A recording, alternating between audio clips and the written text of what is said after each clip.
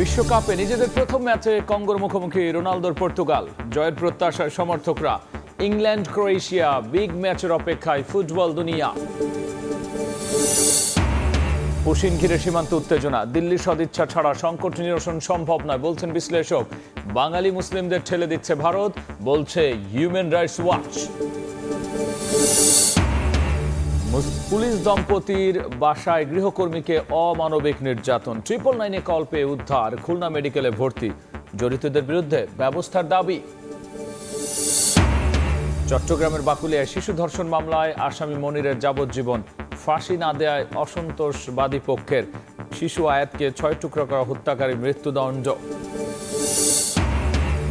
এবং বাজেটের প্রভাব জানতে বাজার পরিদর্শনে একাধিক মন্ত্রী প্রতিমন্ত্রী। চালের দরে তারতম্য পেলেও নিত্যপণ্যের দাম বৃদ্ধির অভিযোগ অস্বীকার। ঘাটতি নেই মজুত ও সরবরাহে।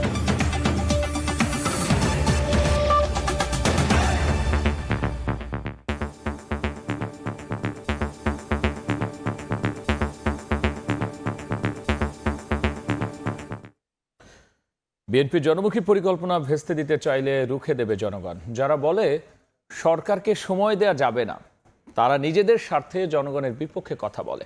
মৌলভীবাজারে ফ্যামিলি কার্ড বিতরণ কার্যক্রমের উদ্বোধন করে একথা বলেছেন প্রধানমন্ত্রী তারেক রহমান।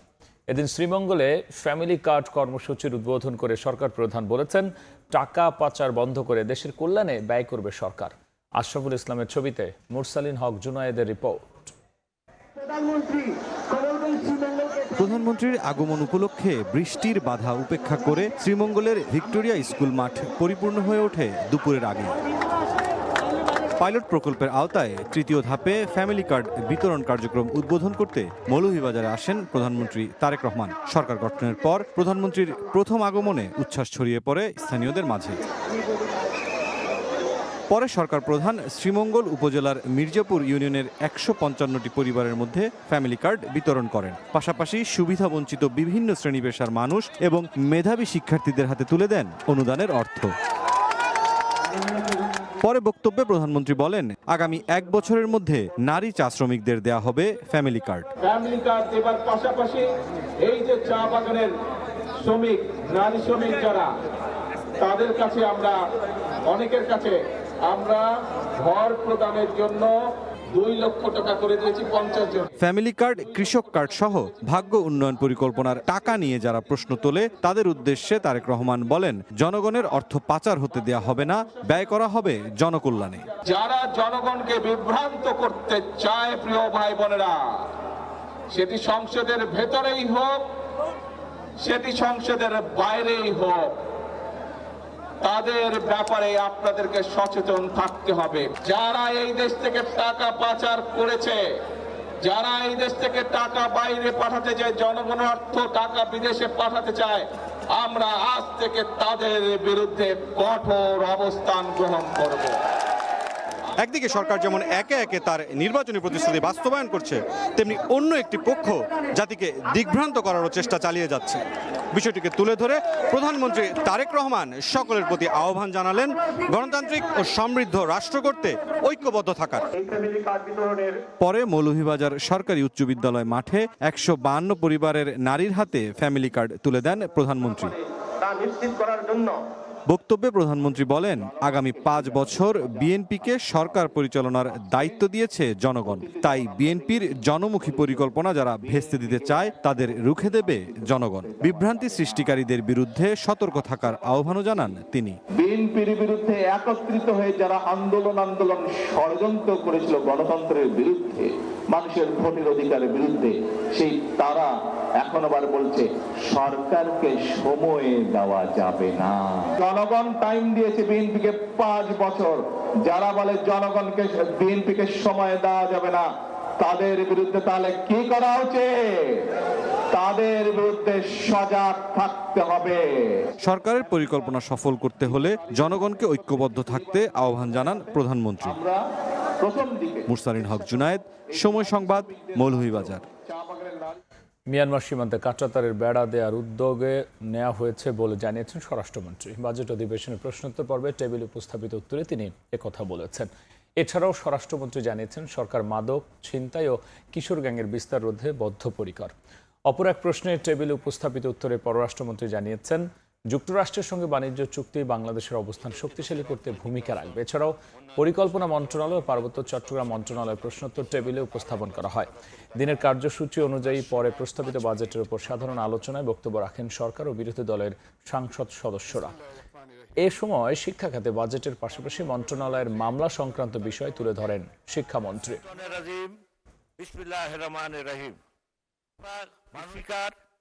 রাত 11টার সময় আরও থাকছে।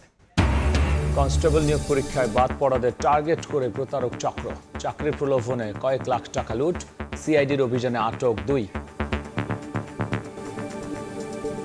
ভারতের পুশিন চেষ্টার শিকার হয়ে কুড়িগ্রামের রৌমারী সীমান্তে খোলা আকাশের নিচে অনিশ্চয়তার মধ্যে দিন কাটছে নারী শিশুসহ 6 জনের।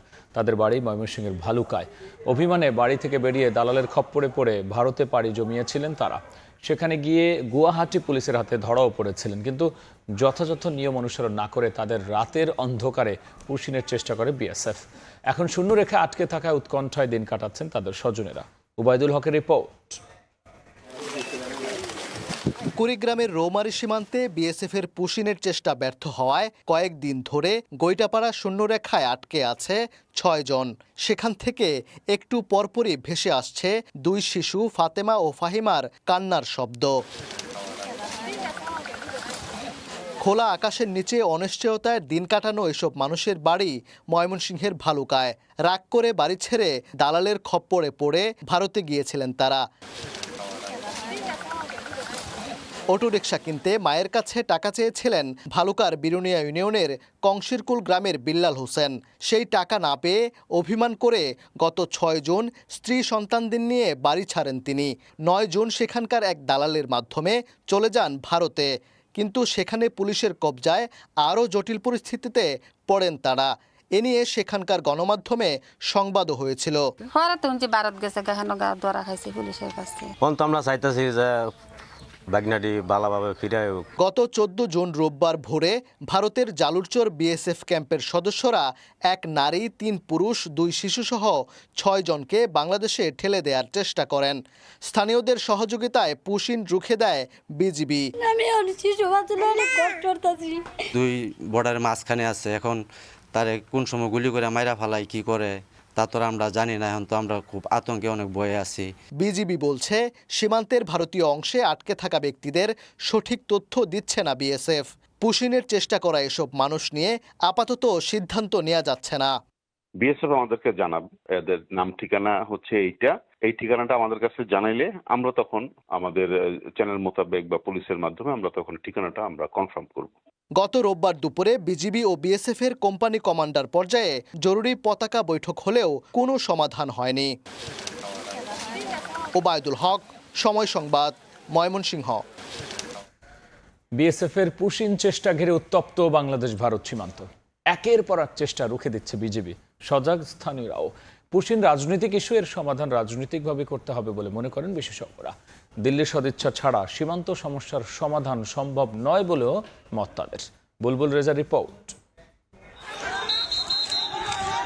2 সপ্তাহেরও বেশি সময় ধরে বিএসএফ এর পুশিন চেষ্টা ঘিরে উত্তপ্ত বাংলাদেশ ভারত সীমান্ত। প্রতিদিন কোনো না কোনো এলাকা দিয়ে অবৈধ অনুপ্রবেশের চেষ্টা রুখে দিচ্ছে বিজিবি। সীমান্ত রক্ষীদের সঙ্গে সজাগ স্থানীয়রাও। এখন পর্যন্ত সীমান্তের অন্তত 20টি পয়েন্টে 200-ও বেশি মানুষকে বাংলাদেশে ঠেলে পাঠানোর চেষ্টা করেছে বিএসএফ। এ নিয়ে 2 দেশের সীমান্তরক্ষী বাহিনীর মধ্যে একাধিকবার পতাকা বৈঠক হলেও সমাধান হয়নি। বিশ্লেষকরা বলছেন, বিষয়টি রাজনৈতিক, সমাধান খুঁজতে হবে রাজনৈতিকভাবেই। যেই ঝামেলা তৈরি হয়েছে বিশেষ করে বিজেপি পশ্চিমবঙ্গে ক্ষমতা আসার পরে, তার সমাধান আমার মনে হয় না এই 2 পক্ষ যারা বসেছে বিএসএফ আর বিজিবি করতে পারবে। কেন্দ্রে এবং পশ্চিমবঙ্গে ক্ষমতা এখন বিজেপি, তাই দিল্লির সদিচ্ছা ছাড়া পুশিন সমস্যার সমাধান দেখছেন না সাবেক এই রাষ্ট্রদূত। যেহেতু পশ্চিমবঙ্গে গত নির্বাচনে বিজেপির ক্ষমতায় আসবার পর বা ক্ষমতায় আসবার প্রক্রিয়ার অংশ হিসেবে এই ঘটনাগুলো ঘটছে, এখানে একটা বড় ধরনের রাজনৈতিক উপাদান আছে এবং সম্ভবত এই রাজনৈতিক আলাপ আলোচনার ভেতর দিয়ে এটার একটা সমাধান আমাদের খুঁজতে হবে। ভারত সরকার যদি মনে করে বাংলাদেশের সাথে তাদের সম্পর্কটা উন্নয়ন করা জরুরি এবং এই ধরনের কর্মকাণ্ড বন্ধ করা উচিত। এবার বিজেপি বিএসএফ বৈঠকের পর প্রথাগতভাবে যৌথ বিবৃতি না দেওয়ার বিষয়টিও ইতিবাচক ইঙ্গিত বহন করে না বলে মত বিশেষজ্ঞদের। বুলবুল রেজা, সময় সংবাদ, ঢাকা। পশ্চিমবঙ্গের বাঙালি মুসলমানদের ভারত জোরপূর্বক বাংলাদেশে পাঠিয়ে দিচ্ছে বলে এক প্রতিবেদনে জানিয়েছে আন্তর্জাতিক মানবাধিকার সংস্থা হিউম্যান রাইটস ওয়াচ। সংস্থাটি জানায়, আইনি প্রক্রিয়া অনুসরণ না করেই ভারতীয় সীমান্তরক্ষী বাহিনী বিএসএফ বহু মানুষকে বাংলাদেশে ঠেলে দেওয়ার চেষ্টা করছে। কয়েকটি ঘটনায় বিজেপি প্রবেশে বাধা দিলে বিএসএফ পরে তাদের ভারতেই ফিরিয়ে দেয়। বিজেপির তথ্য অনুযায়ী 2026 সালের 1 জুন থেকে এখনো পর্যন্ত বিএসএফ এর অন্তত 21টি পুশিন প্রচেষ্টা প্রতিহত করা হয়েছে। এসব ঘটনায় শিশুসহ 200 জনেরও বেশি মানুষ বাংলাদেশে ঢুকিয়ে দেওয়ার চেষ্টা করা হয়।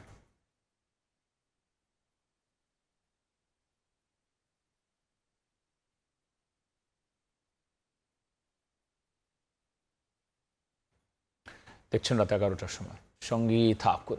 দেখছেন রাত 11টার সময়। খুলনায় পুলিশ দম্পতির বাসায় গৃহকর্মীকে অমানবিক নির্যাতনের অভিযোগ উঠেছে। গরম কড়াই দিয়ে শরীরের বিভিন্ন স্থানে ছ্যাঁকা দেওয়া হয়।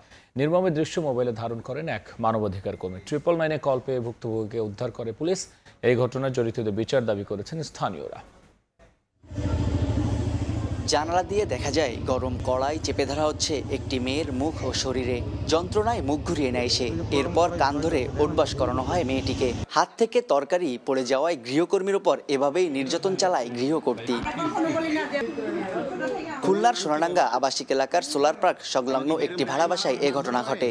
স্থানীয়রা জানান, সোনাডাঙ্গা থানার এএসআই সঞ্জয় মিত্র ও তার স্ত্রী এএসআই পপি মিত্র প্রায় নির্যাতন করে গৃহকর্মীর উপর। ভুক্তভোগী শরীরের বিভিন্ন স্থানে আঘাতের চিহ্নও দেখা যায়। মানবাধিকার এক কর্মী মোবাইলে ভিডিও ধারণের পর 999 ফোন করে মেয়েটিকে উদ্ধারের আকুতি জানান। উনি দেখছে কান ধরে উঠবাস করাচ্ছেন এবং ওই কড়াই গরম করে গায়ে ছেঁকা দিচ্ছে। নতুন ঘটনা না, এটা পুরান ঘটনা। ওই যে দারোয়ান মারওয়ান আছে জিগান, হেরা লোক হ্যাকের কাছেই লোক হেরা লোক দেয় না। বিচার করতে পারি তাহলে কিছু না হোক, এই মানে গৃহ পরিচারিকার উপরে যে নির্যাতন, যে অত্যাচার, সেটা কিছুটা কমবে। মেয়েটির গায়ে নির্যাতনের চিহ্ন, আমরা চাই পুলিশই এটা করুক এবং এর অবশ্যই এর বিচার হোক। পুলিশ এসে অভিযুক্তকে হেফাজতে না নিলেও মেয়েটিকে ভিকটিম সাপোর্ট সেন্টারে নিয়ে যায়। প্রয়োজনীয় ব্যবস্থা নিব ইনশাল্লাহ। আগে দেখি ভিকটিমের কি অবস্থা, সে যদি অসুস্থ হয় তার চিকিৎসার ব্যবস্থাটা আমরা আগে করব। এদিকে খবর পেয়ে ঘটনাস্থলে আসলেও সাংবাদিকদের এড়িয়ে যান পপির স্বামী সোনাডাঙ্গা থানার এএসআই সঞ্জয় মিত্র। এতিম মেয়েটি ছোট থেকেই এই বাড়িতে কাজ করেন। তার গ্রামের বাড়ি নরসিংদী জেলায়। তানজিম আহমেদ, সময় সংবাদ, খুলনা। কনস্টেবল নিয়োগ পরীক্ষার বাদ পড়াদের টার্গেট করে পুলিশের চাকরি পাইয়ে দেওয়ার নামে প্রতারণার অভিযোগ হয়ে 2 জনকে গ্রেফতার করেছে সিআইডি। গ্রেফতারকৃতদের একজন নিজেকে সেনাবাহিনীর ভারপ্রাপ্ত সার্জেন্ট পরিচয় দিতেন বলে জানিয়েছেন তদন্ত সংশ্লিষ্টরা। পুলিশের কনস্টেবল নিয়োগে বিভিন্ন ধাপে বাদ পড়া প্রার্থীদের তথ্য সংগ্রহ করত সাফায়েত হোসেন ও এনামুল হক। প্রভাবশালী ব্যক্তি ও ঊর্ধ্বতন কর্মকর্তাদের সঙ্গে যোগাযোগ রয়েছে দাবি করে চাকরি নিশ্চিত করার শতভাগ গ্যারান্টি দিয়ে লাখ লাখ টাকা হাতিয়ে নিত চক্রটি। নগদ টাকাসহ প্রতারক চক্রের 2 সদস্যকে গ্রেপ্তার করে সিআইডি। বুধবার বিকেলে সিআইডি সদর দপ্তরে এসব তথ্য জানান ঢাকা মেট্রোর অতিরিক্ত বিশেষ পুলিশ সুপার। কনস্টেবল নিয়োগের বিভিন্ন পর্যায়ে যখন বাদ পড়েছে তাকে তারা আইডেন্টিফাই করেছে। এখানে একজন সাফায়াত, যিনি উনি পরিচয় দিয়েছেন যে উনি সেনাবাহিনীতে কর্মরত ছিলেন। প্রত্যেকটা রেঞ্জ হচ্ছে 10 থেকে 12 লক্ষ টাকা। 4 থেকে 5 জনের নিকট থেকে অলরেডি তারা টাকা নিয়েছেন। তাদের যে অপারেশন আর কি, এটা করার সময় আমরা হাতে নাতে তাকে ধরে ফেলেছি। চক্রটি চাকরি প্রার্থীদের বিশ্বাস অর্জনে ব্যবহার করত অভিনব কৌশলও। এক প্রার্থীর কাছ থেকে 4.5 লাখ টাকা নেয়ার চেষ্টাকালে তাদের গ্রেফতার করা হয়। তখন আমি ক্যান্ডিডেটের মামা হিসেবে সাথে গিয়েছি। আমি বললাম যে ভাই আপনাকে যে টাকাটা দিব এটা গ্যারান্টি কি? সাথে সাথে তার এই যে ডাচ বাংলা ব্যাংকের বলে যে আমার কাছে অনলাইন চেক আছে। আমি বললাম যে আমি তো আজকে 5 লাখ টাকা দিব। বলে যে ভাই আপনাকে 5 লাখ টাকার চেক দিয়ে দিচ্ছি। এ সময় সাংবাদিকদের প্রশ্নের জবাবে এই চক্রের সঙ্গে আরও কেউ জড়িত আছে কিনা তা খতিয়ে দেখা হচ্ছে বলে জানানো হয়। অন্য কোনো বড় ডিল ওদের অন্য নিয়োগের ক্ষেত্রে অথবা পদায়ন পদোন্নতির প্রলোভন দেখিয়ে করার ক্ষেত্রে আছে কিনা সেটা আমরা তদন্তে জানতে পারবো। সিআইডি জানিয়েছে গ্রেপ্তার সাফায়েত হোসেনের বিরুদ্ধে হত্যা, চেক জালিয়াতি ও প্রতারণা সহ একাধিক মামলা রয়েছে। তার নামে আরো ইতিপূর্বে 3টা মামলা আমরা এখানে দেখতে পেয়েছি। আবু সাইদ নিশান, সময় সংবাদ, ঢাকা। চট্টগ্রামের বাকুলিয়ায় শিশু ধর্ষণ মামলায় একমাত্র আসামির যাবজ্জীবন কারাদণ্ড দিয়েছেন আদালত।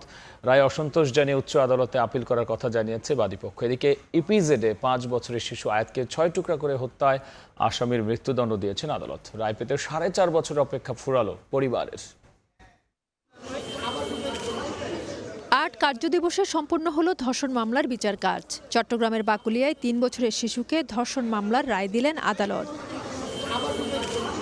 গত 21 মে বিকেলে শিশুটিকে ধর্ষণের অভিযোগে মনির হোসেনের বিরুদ্ধে মামলা করে ভুক্তভোগীর পরিবার। এরপর 8 কার্যদিবসে চার্জশিট গঠন ও সাক্ষ্য প্রমাণের ভিত্তিতে বুধবার দুপুরে রায় দেন আদালত। এতে মামলার একমাত্র আসামি মনির হোসেনকে যাবজ্জীবন সাজা দেওয়া হয়েছে। তবে রায়ে সন্তুষ্ট নয় বাদীপক্ষ।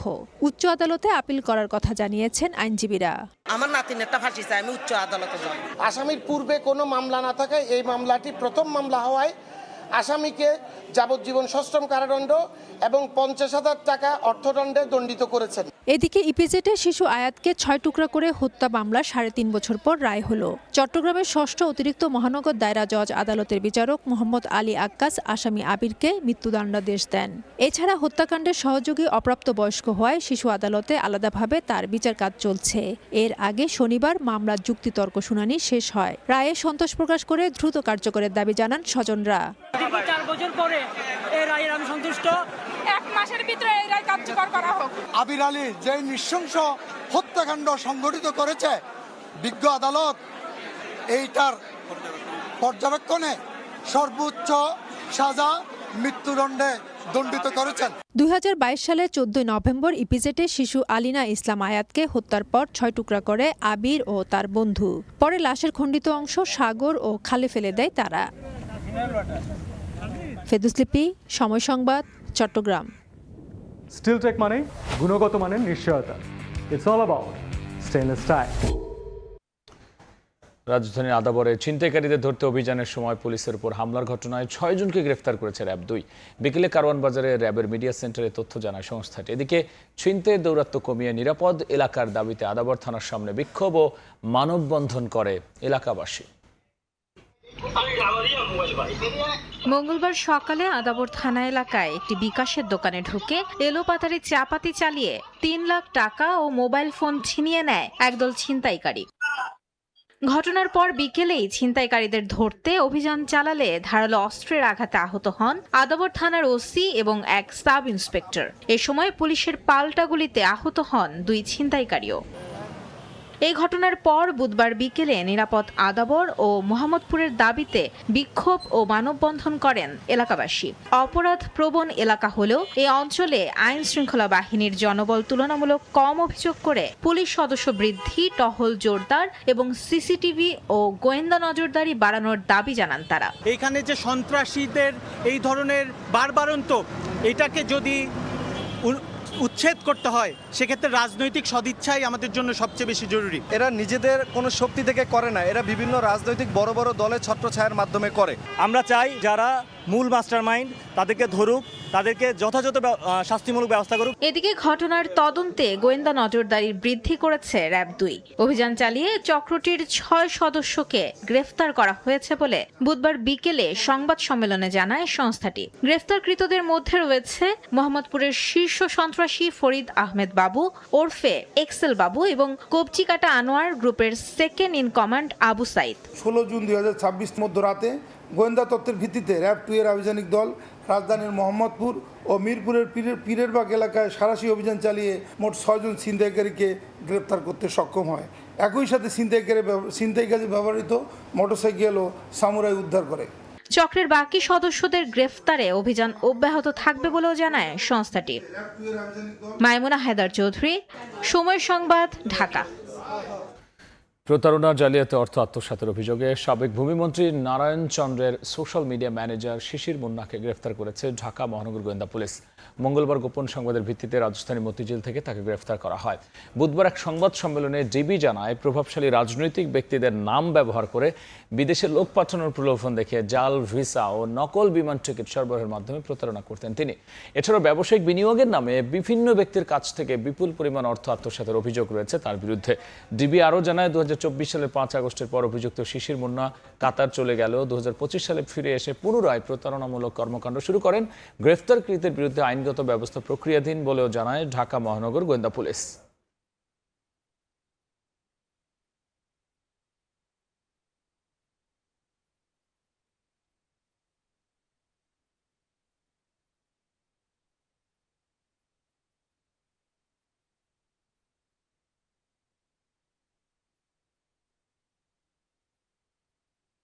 সরকারি প্রকল্পে বিনিয়োগের প্রলোভন দেখিয়ে গ্রেপ্তারকৃত শিশির মুন্না ও তার সহযোগীরা এক ব্যবসায়ীর কাছে ধাপে ধাপে 11,27,000 টাকা গ্রহণ করে।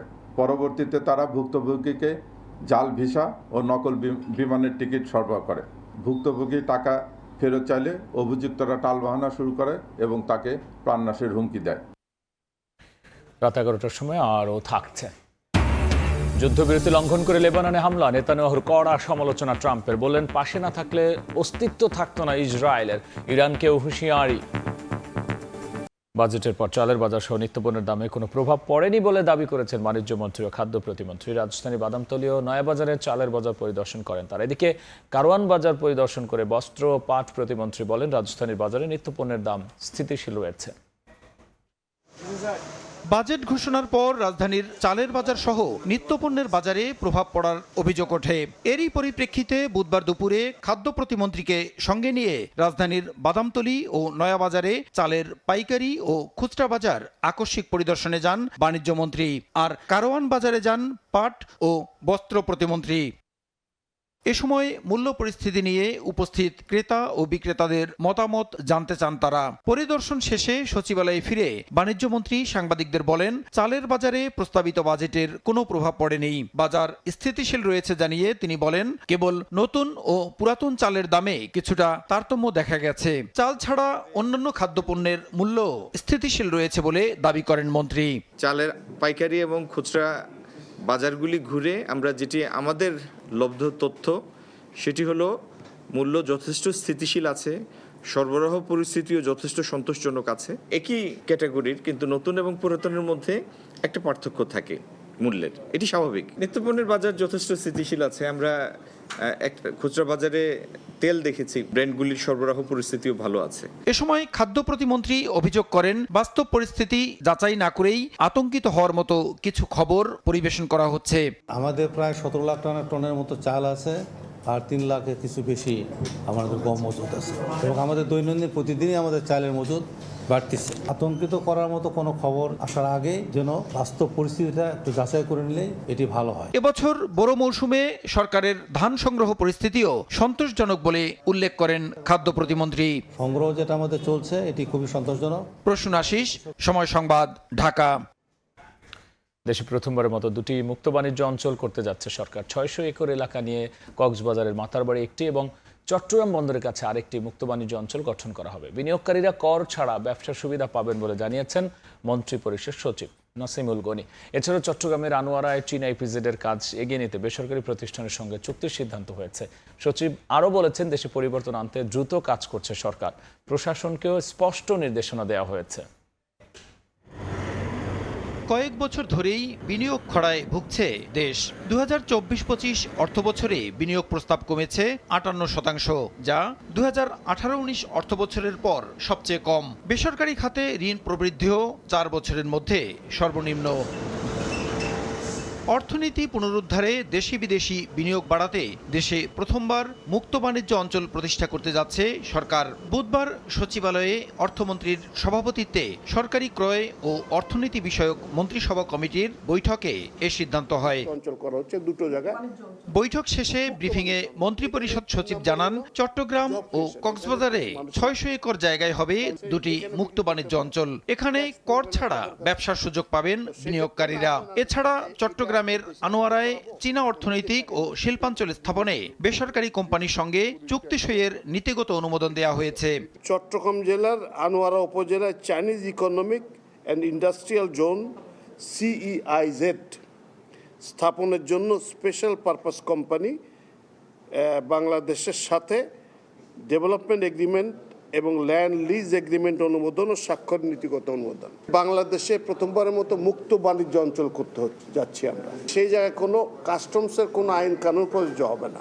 এটা করা হলো যে ইকোনমিতে গতিশীলতা না, ওখানে তো ট্যাক্সের ঝামেলা নাই, যা উৎপাদন করবে তারা, কারণ ওখানে তৈরি হচ্ছে বিদেশ চলে যাচ্ছে, শেষ। 4 মাসে সরকারের কার্যক্রম নিয়ে জানতে চাইলে মন্ত্রিপরিষদ সচিব জানান, জনগণের প্রত্যাশা পূরণে দ্রুত কাজ করছে সরকার। দেশের বিভিন্ন ক্ষেত্রে পরিবর্তন আনার চেষ্টাও অব্যাহত রয়েছে। This government is moving so fast এবং এর চ্যালেঞ্জেসগুলো এত বেশি, কারণ আমরা 15-16 বছর একটা সিস্টেমে অভ্যস্ত হয়ে গেলে মাথাটা ওই রকমভাবে কাজ করে যে আমি তো ঠিকই করছি এইভাবে। জেলা প্রশাসকদের সব গভর্নমেন্ট যা বলেছে তাই, সৎভাবে কাজ করবেন, দক্ষতার সাথে কাজ করবেন, জনগণের জন্য কাজ করবেন। রাশিয়া ও সৌদি আরব থেকে 55,000 মেট্রিক টন ইউরিয়া সার এবং জুন-জুলাইয়ের জন্য স্পট মার্কেট থেকে 2 কার্গো এলএনজি সংগ্রহের সিদ্ধান্ত নিয়েছে ক্রয় সংক্রান্ত মন্ত্রিসভা কমিটি। প্রসূন আশিস, সময় সংবাদ, ঢাকা।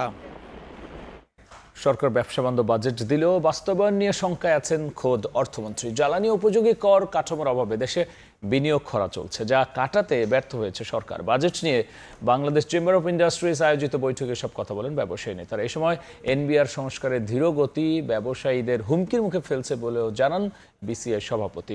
আর মূল্যস্ফীতিকে বর্তমানে অর্থনীতির সবচেয়ে বড় সংকট হিসেবে উল্লেখ করেছেন অর্থনীতিবিদরা।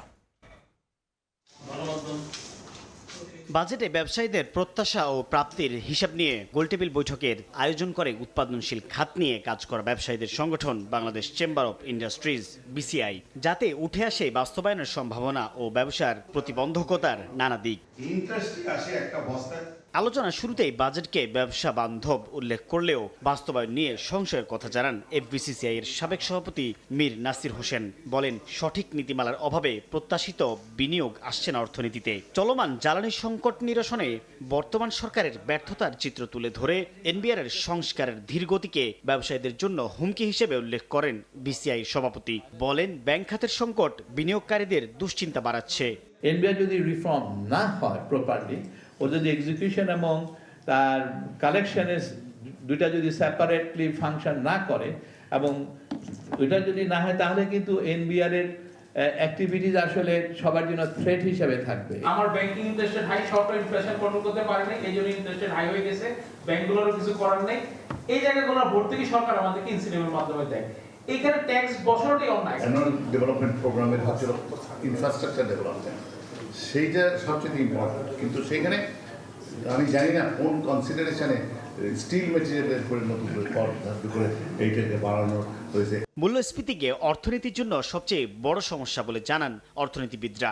যদি কনজিউমারদের যদি ইনকামই না বাড়ে, তাহলে কি আমরা কি চাহিদায় দেখব? এবং তখন কি আমরা দেখবো যে আপনাদের ইন্ডাস্ট্রি থেকে যেগুলো সাপ্লাই করছে সেগুলোর কি চাহিদা বাড়বে? যদি না বাড়লে বেচাগুলো কমে যাবে। আমি বলব প্রায়োরিটি ঠিক করে ট্যাক্স রেট এদিক ওদিক করতে পারে রিসোর্স মোবিলাইজেশনের জন্য। সেকেন্ড হলো সরকারি বিনিয়োগ, পাবলিক ইনভেস্টমেন্ট অ্যালোকেশন। থার্ড জিনিসটাই হলো কিন্তু পলিসি সিগন্যালস, সরকারের ইন্টেন্ট, সরকারের আগামী দিনে কোথায় ফোকাস করবে, এই সিগন্যালটা কিন্তু বাজেটে আছে। বৈঠকে বিপুল রাজস্ব আদায়ে এনবিআর এর সক্ষমতা নিয়ে প্রশ্ন তোলেন আলোচকরা। সাইফুল ইসলাম, সময় সংবাদ, ঢাকা। জ্বালানি রূপান্তর বাস্তবায়নে সরকারকে এখনই গ্রিন ফিসক্যাল পলিসির দিকে অগ্রসর হওয়ার আহ্বান জানিয়েছে সিপিডি। প্রস্তাবিত বাজেটে বিদ্যুৎ ও জ্বালানি খাত কি পেল শীর্ষক সংবাদ সম্মেলনে সংস্থাটি আহ্বান জানায়। এছাড়া সবুজ ভর্তুকি ও অনুদান চালু, সৌরভিত্তিক সেচে লক্ষ্যভিত্তিক প্রণোদনা এবং এলএনজি আমদানির উপর সম্পূর্ণ ভ্যাট অব্যাহতি প্রত্যাহারের সুপারিশ করেছে সংস্থাটি। দেশের বিদ্যুৎ ও জ্বালানির বেশিরভাগ অংশই আমদানি করা জ্বালানির ওপর নির্ভরশীল। প্রস্তাবিত বাজেটেও এ খাতের গুরুত্ব দেওয়া হয়েছে। এমন প্রেক্ষাপটে নবায়নযোগ্য জ্বালানিতেও অগ্রাধিকার বাড়ানো এবং সবুজ অর্থায়ন নীতি প্রণয়নের তাগিদ দিয়েছে গবেষণা সংস্থা centre for policy dialogue CPT. বুধবার রাজধানীর ধানমন্ডিতে নিজ কার্যালয়ে সংবাদ সম্মেলনে সিপিডি জানায়, নবায়নযোগ্য জ্বালানি, বিদ্যুৎ সংরক্ষণ প্রযুক্তি এবং গ্রিড আধুনিকায়ন সরঞ্জামের ক্ষেত্রে এখনও বৈষম্যমূলক আর্থিক নীতি নীতি বহাল রয়েছে, যা জ্বালানি রূপান্তরের পথে বড় বাধা। এখানে আমরা মনে করি যে সবুজ রাজস্ব নীতি গ্রহণ করা হলে এখানে কি বৈষম্য দূর হবে এবং একটি ভারসাম্যের পরিস্থিতি তৈরি হবার সুযোগ রয়েছে। গবেষণা সংস্থাটি মনে করে সংশোধিত এডিপিতে আরও বেশি নবায়নযোগ্য জ্বালানি প্রকল্প অন্তর্ভুক্ত করতে হবে। এদিকে কৃষি অর্থনীতিবিদরা বলছেন, কৃষি খাতে বিদ্যুতের ক্রমাগত চাহিদা পূরণে সৌরভিত্তিক বিদ্যুতায়নের বিকল্প নেই। সোলারের ইরিগেশনের জন্য যেটা সাবসিডি দেওয়া হবে, এটাকে আমাদের মূল কৃষি বাজেটের মধ্যে যে সাবসিডি দেওয়া হয় এটার সঙ্গে ইন্টিগ্রেটেড করা দরকার। সৌর বিদ্যুৎ খাতের উদ্যোক্তারা বলছেন, নবায়নযোগ্য জ্বালানিতে বিনিয়োগ বাড়াতে হলে প্রয়োজন দীর্ঘমেয়াদী নীতিগত নিশ্চয়তা। আর টেকসই জ্বালানি রূপান্তরের জন্য সমন্বিত নীতি সহায়তা, আধুনিক গ্রিড ব্যবস্থা সহ সুস্পষ্ট রোডম্যাপ দরকার বলে মনে করেন জ্বালানি বিশেষজ্ঞরা। এই রিনিউয়েবল এনার্জির প্রজেক্টে তাকে আরো বেশি পাবলিক ইনভেস্টমেন্ট, তাহলে একটা কম্পিটিটিভ মেজাজ হয়তো তৈরি হতে পারে between public sector and private sector. আমাদের নবায়নযোগ্য জ্বালানি ট্রানজিশন ছাড়াও এই সাস্টেইনেবল ডেভেলপমেন্ট, এনার্জি সিকিউরিটি এবং এনার্জি সার্বভৌম কোনোভাবে প্রতিষ্ঠা করা সম্ভব না। জ্বালানি খাতে রাজস্ব ব্যবস্থাপনায় পরিবর্তন আনতে এলএনজি আমদানির ওপর ভ্যাট অব্যাহতি প্রত্যাহারেরও সুপারিশ করেছে সিপিডি। ইয়ানুর শিফাত, সময় সংবাদ, ঢাকা। বাজেটের অভাবের কারণে অনেক কিছু করা সম্ভব হয় না, তবে কিছু কাজ বাজেটের দোহাই দিয়েও পার পাওয়া যাবে না বলে মন্তব্য করেন দক্ষিণ সিটির প্রশাসক আব্দুল সালাম। এছাড়াও বিগত সরকারের তুলনায় বর্তমান প্রশাসনের কর্মকর্তারা বেশি সক্রিয় ও দ্রুততার সঙ্গে কাজ করছেন বলে মন্তব্য করেছেন ঢাকা 7 আসনের এমপি হামিদুর রহমান হামিদ। বুধবার দুপুরে রাজধানীর লালবাগে পরিষ্কার পরিচ্ছন্নতা, মশক নিয়ন্ত্রণ ও বর্জ্য ব্যবস্থাপনা সহ নাগরিক সেবা নিয়ে জনগণের গণশুনানির আয়োজন করে ঢাকা দক্ষিণ সিটি কর্পোরেশন। এ সময় দক্ষিণের প্রশাসক জানান, বর্জ্য ব্যবস্থাপনা, সড়কে লাইট, মশা নিধনে বিশাল প্রকল্প নিতে হবে, তবে জনগণকেও একই সঙ্গে সচেতন হতে হবে। সিটি কর্পোরেশনের কর্মকর্তাদের উদ্দেশ্যে তিনি বলেছেন, নাগরিক সার্টিফিকেট দেওয়ার ক্ষেত্রে কোনো তালবাহানা করা যাবে না। জন্ম সনদের ঝামেলা, ওয়ারিশ সার্টিফিকেটের বৈধ হলে দ্রুত তা জনগণকে দিতে হবে। এছাড়াও বড় পরিকল্পনা না নিলে পুরান ঢাকার জলাবদ্ধতা কমবে না এবং ওয়াসার পানির লিকেজ, গ্যাসের লাইনের লিকেজ সহ নানা নাগরিক সমস্যা তুলে ধরে তা সমাধানের পরামর্শ দেন ঢাকা 7 আসনের এমপি হামিদুর রহমান হামিদ।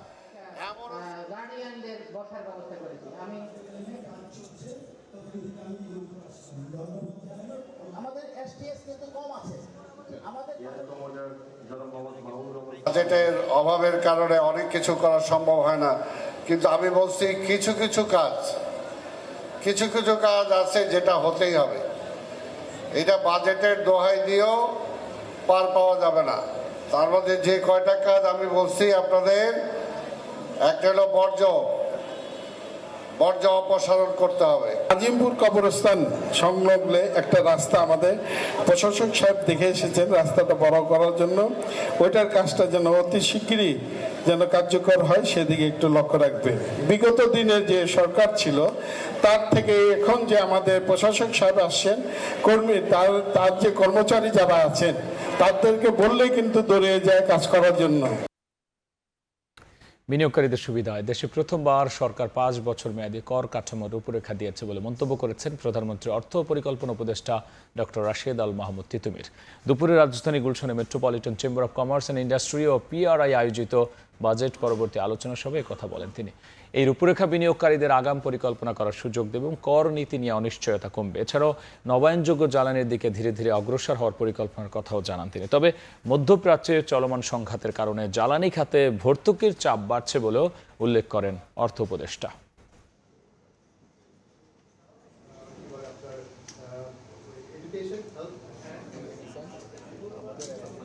বাংলাদেশের বাজেট প্রস্তাবনার ইতিহাসে এই প্রথমবার 5 বছরের জন্য কর কাঠামো উল্লেখ করা হয়েছে, আর অতীতে কখনো হয়। তার মানে একজন বিনিয়োগকারীকে 5 বছরের আগে তার পক্ষে সম্ভব না যে কিভাবে তিনি বিনিয়োগ পরিকল্পনা করবেন। নীতির ধারাবাহিকতা যৌক্তিক বিষয়। বন্ধ কারখানা আপনি কিভাবে সচল করবেন এবং তার সাথে সাথে নতুন কলকারখানাগুলো কোথায় হবে। তা আমরা অর্থায়নের একটা, আপনারা খেয়াল করেছেন যে 60,000 কোটি টাকার একটা প্যাকেজ ঘোষণা করা হয়েছে। দেশকে এগিয়ে নিতে বিজ্ঞানীদের মৌলিক গবেষণায় আত্মনিয়োগ করার আহ্বান জানিয়েছেন কৃষিমন্ত্রী মোহাম্মদ আমিনুর রশিদ।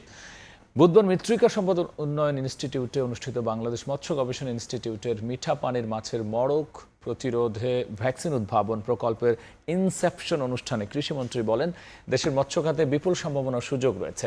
কার্যকর উন্নয়নে এ খাতে মৌলিক গবেষণার মাধ্যমে নতুন উদ্ভাবন প্রয়োজন। গবেষণার মাধ্যমে যারা উল্লেখযোগ্য অবদান রাখবেন, সরকার তাদের ব্যক্তি বা প্রতিষ্ঠান হিসেবে বিশেষভাবে সম্মানিত করবে বলেও জানান কৃষিমন্ত্রী।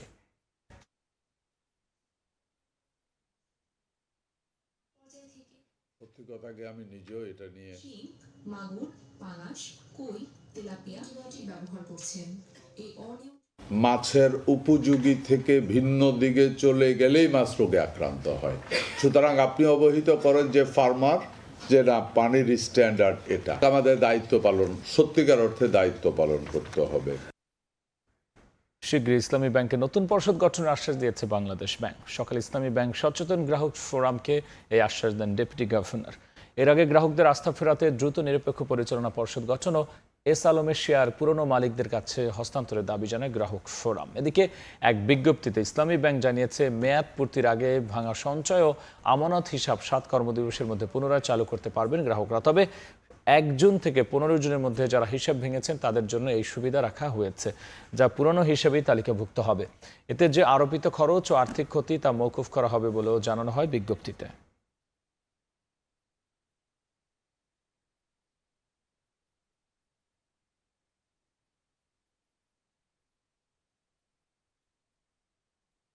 বাংলাদেশ ব্যাংকের ডেপুটি গভর্নর মহোদয় আমাদেরকে আশ্বস্ত করেছেন যে ইসলামী ব্যাংকের একটি সুন্দর পরিচালনা পরিষদ দেওয়া হবে। আমাদের পক্ষ থেকে আমরা বলেছি, এমন একটা পরিচালনা পরিষদ দিবেন যেই পরিচালনা পরিষদের চেয়ারম্যান সহ সকল সদস্য হবে দল নিরপেক্ষ এবং যাদের আর্থিক কোনো কেলেঙ্কারি থাকবে না, এই ধরনের ব্যক্তিকে দিবেন।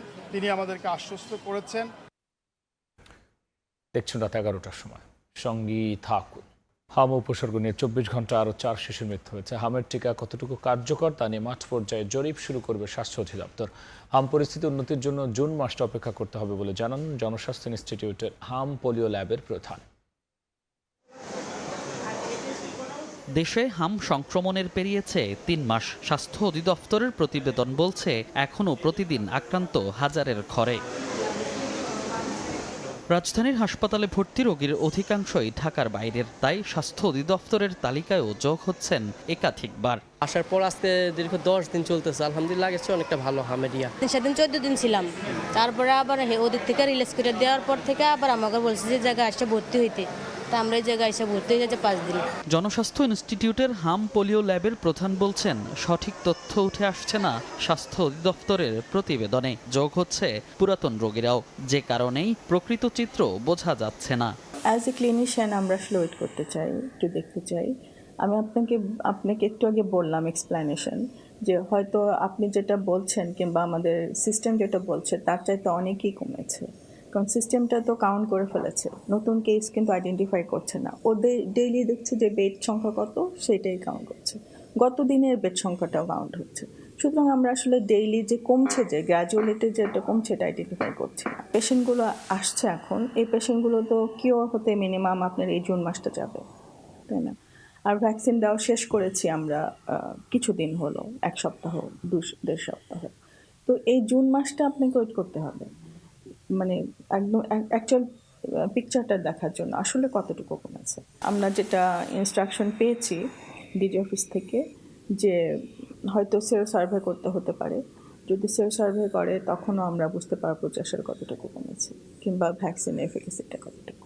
হামের সংক্রমণ থেকে বাঁচতে টিকার বিকল্প নেই জানিয়ে বিশেষজ্ঞরা বলছেন, শুধু হামের টিকা নয়, সময় মতো নিতে হবে ইপিআই-ভুক্ত সবকটি টিকা।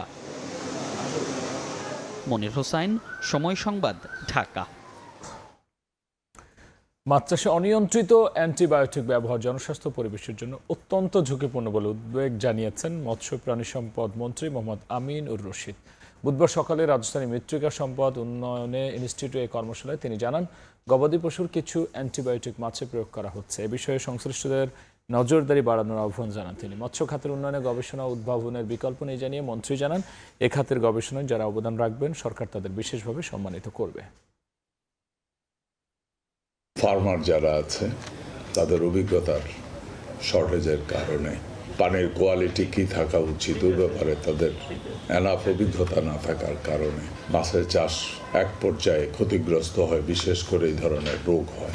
মাছের ভ্যাকসিন উদ্ভাবনের কাজ শুরু হয়েছে এবং আমরা আশা করি শর্ট টাইমের ভিতরে এটা উদ্ভাবন হয়ে যাবে। সরকারের পক্ষ থেকে সর্বোচ্চ সহযোগিতা আমরা করে যাচ্ছি। এই গবেষণার ক্ষেত্রে আমার জায়গা থেকে সর্বোচ্চ সহযোগিতা করব এবং এই ক্ষেত্রে বাজেট যতটা লাগে আমাদের দেওয়ার ব্যাপারে আমরা কার্পণ্য করব না, কিন্তু এর পরিপ্রেক্ষিতে তো রেজাল্ট আসতে হবে। জনসংখ্যাকে জনসম্পদে রূপান্তর করতে শিক্ষকদের ভূমিকা সবচেয়ে গুরুত্বপূর্ণ বলে মন্তব্য করেছেন শিক্ষামন্ত্রী আনোয়ার এহসানুল হক মিলন। বুধবার সকালে জগন্নাথ বিশ্ববিদ্যালয়ের ডিনস অ্যাওয়ার্ড অনুষ্ঠানে তিনি বলেন, জনগোষ্ঠীকে দক্ষ উৎপাদনশীল কর্মশক্তিতে রূপান্তরিত করতে শিক্ষা খাতে বিনিয়োগ বাড়াচ্ছে সরকার। 2026-27 অর্থ বছরে শিক্ষা মন্ত্রণালয়ের জন্য বরাদ্দ দেওয়া হয়েছে 1,23,000 কোটি টাকা, যা দেশের ইতিহাসে সর্বোচ্চ। শুধু উচ্চশিক্ষা নয়, শিক্ষা প্রতিষ্ঠানগুলোকে কর্মসংস্থানমুখী কারিগরি শিক্ষার প্রসারেও গুরুত্ব দেওয়ার আহ্বান জানিয়েছেন তিনি। বিগত সরকার শিক্ষা খাতকে পুরোপুরি ধ্বংস করে দিতে চেয়েছিল বলে অভিযোগ করেন মন্ত্রী।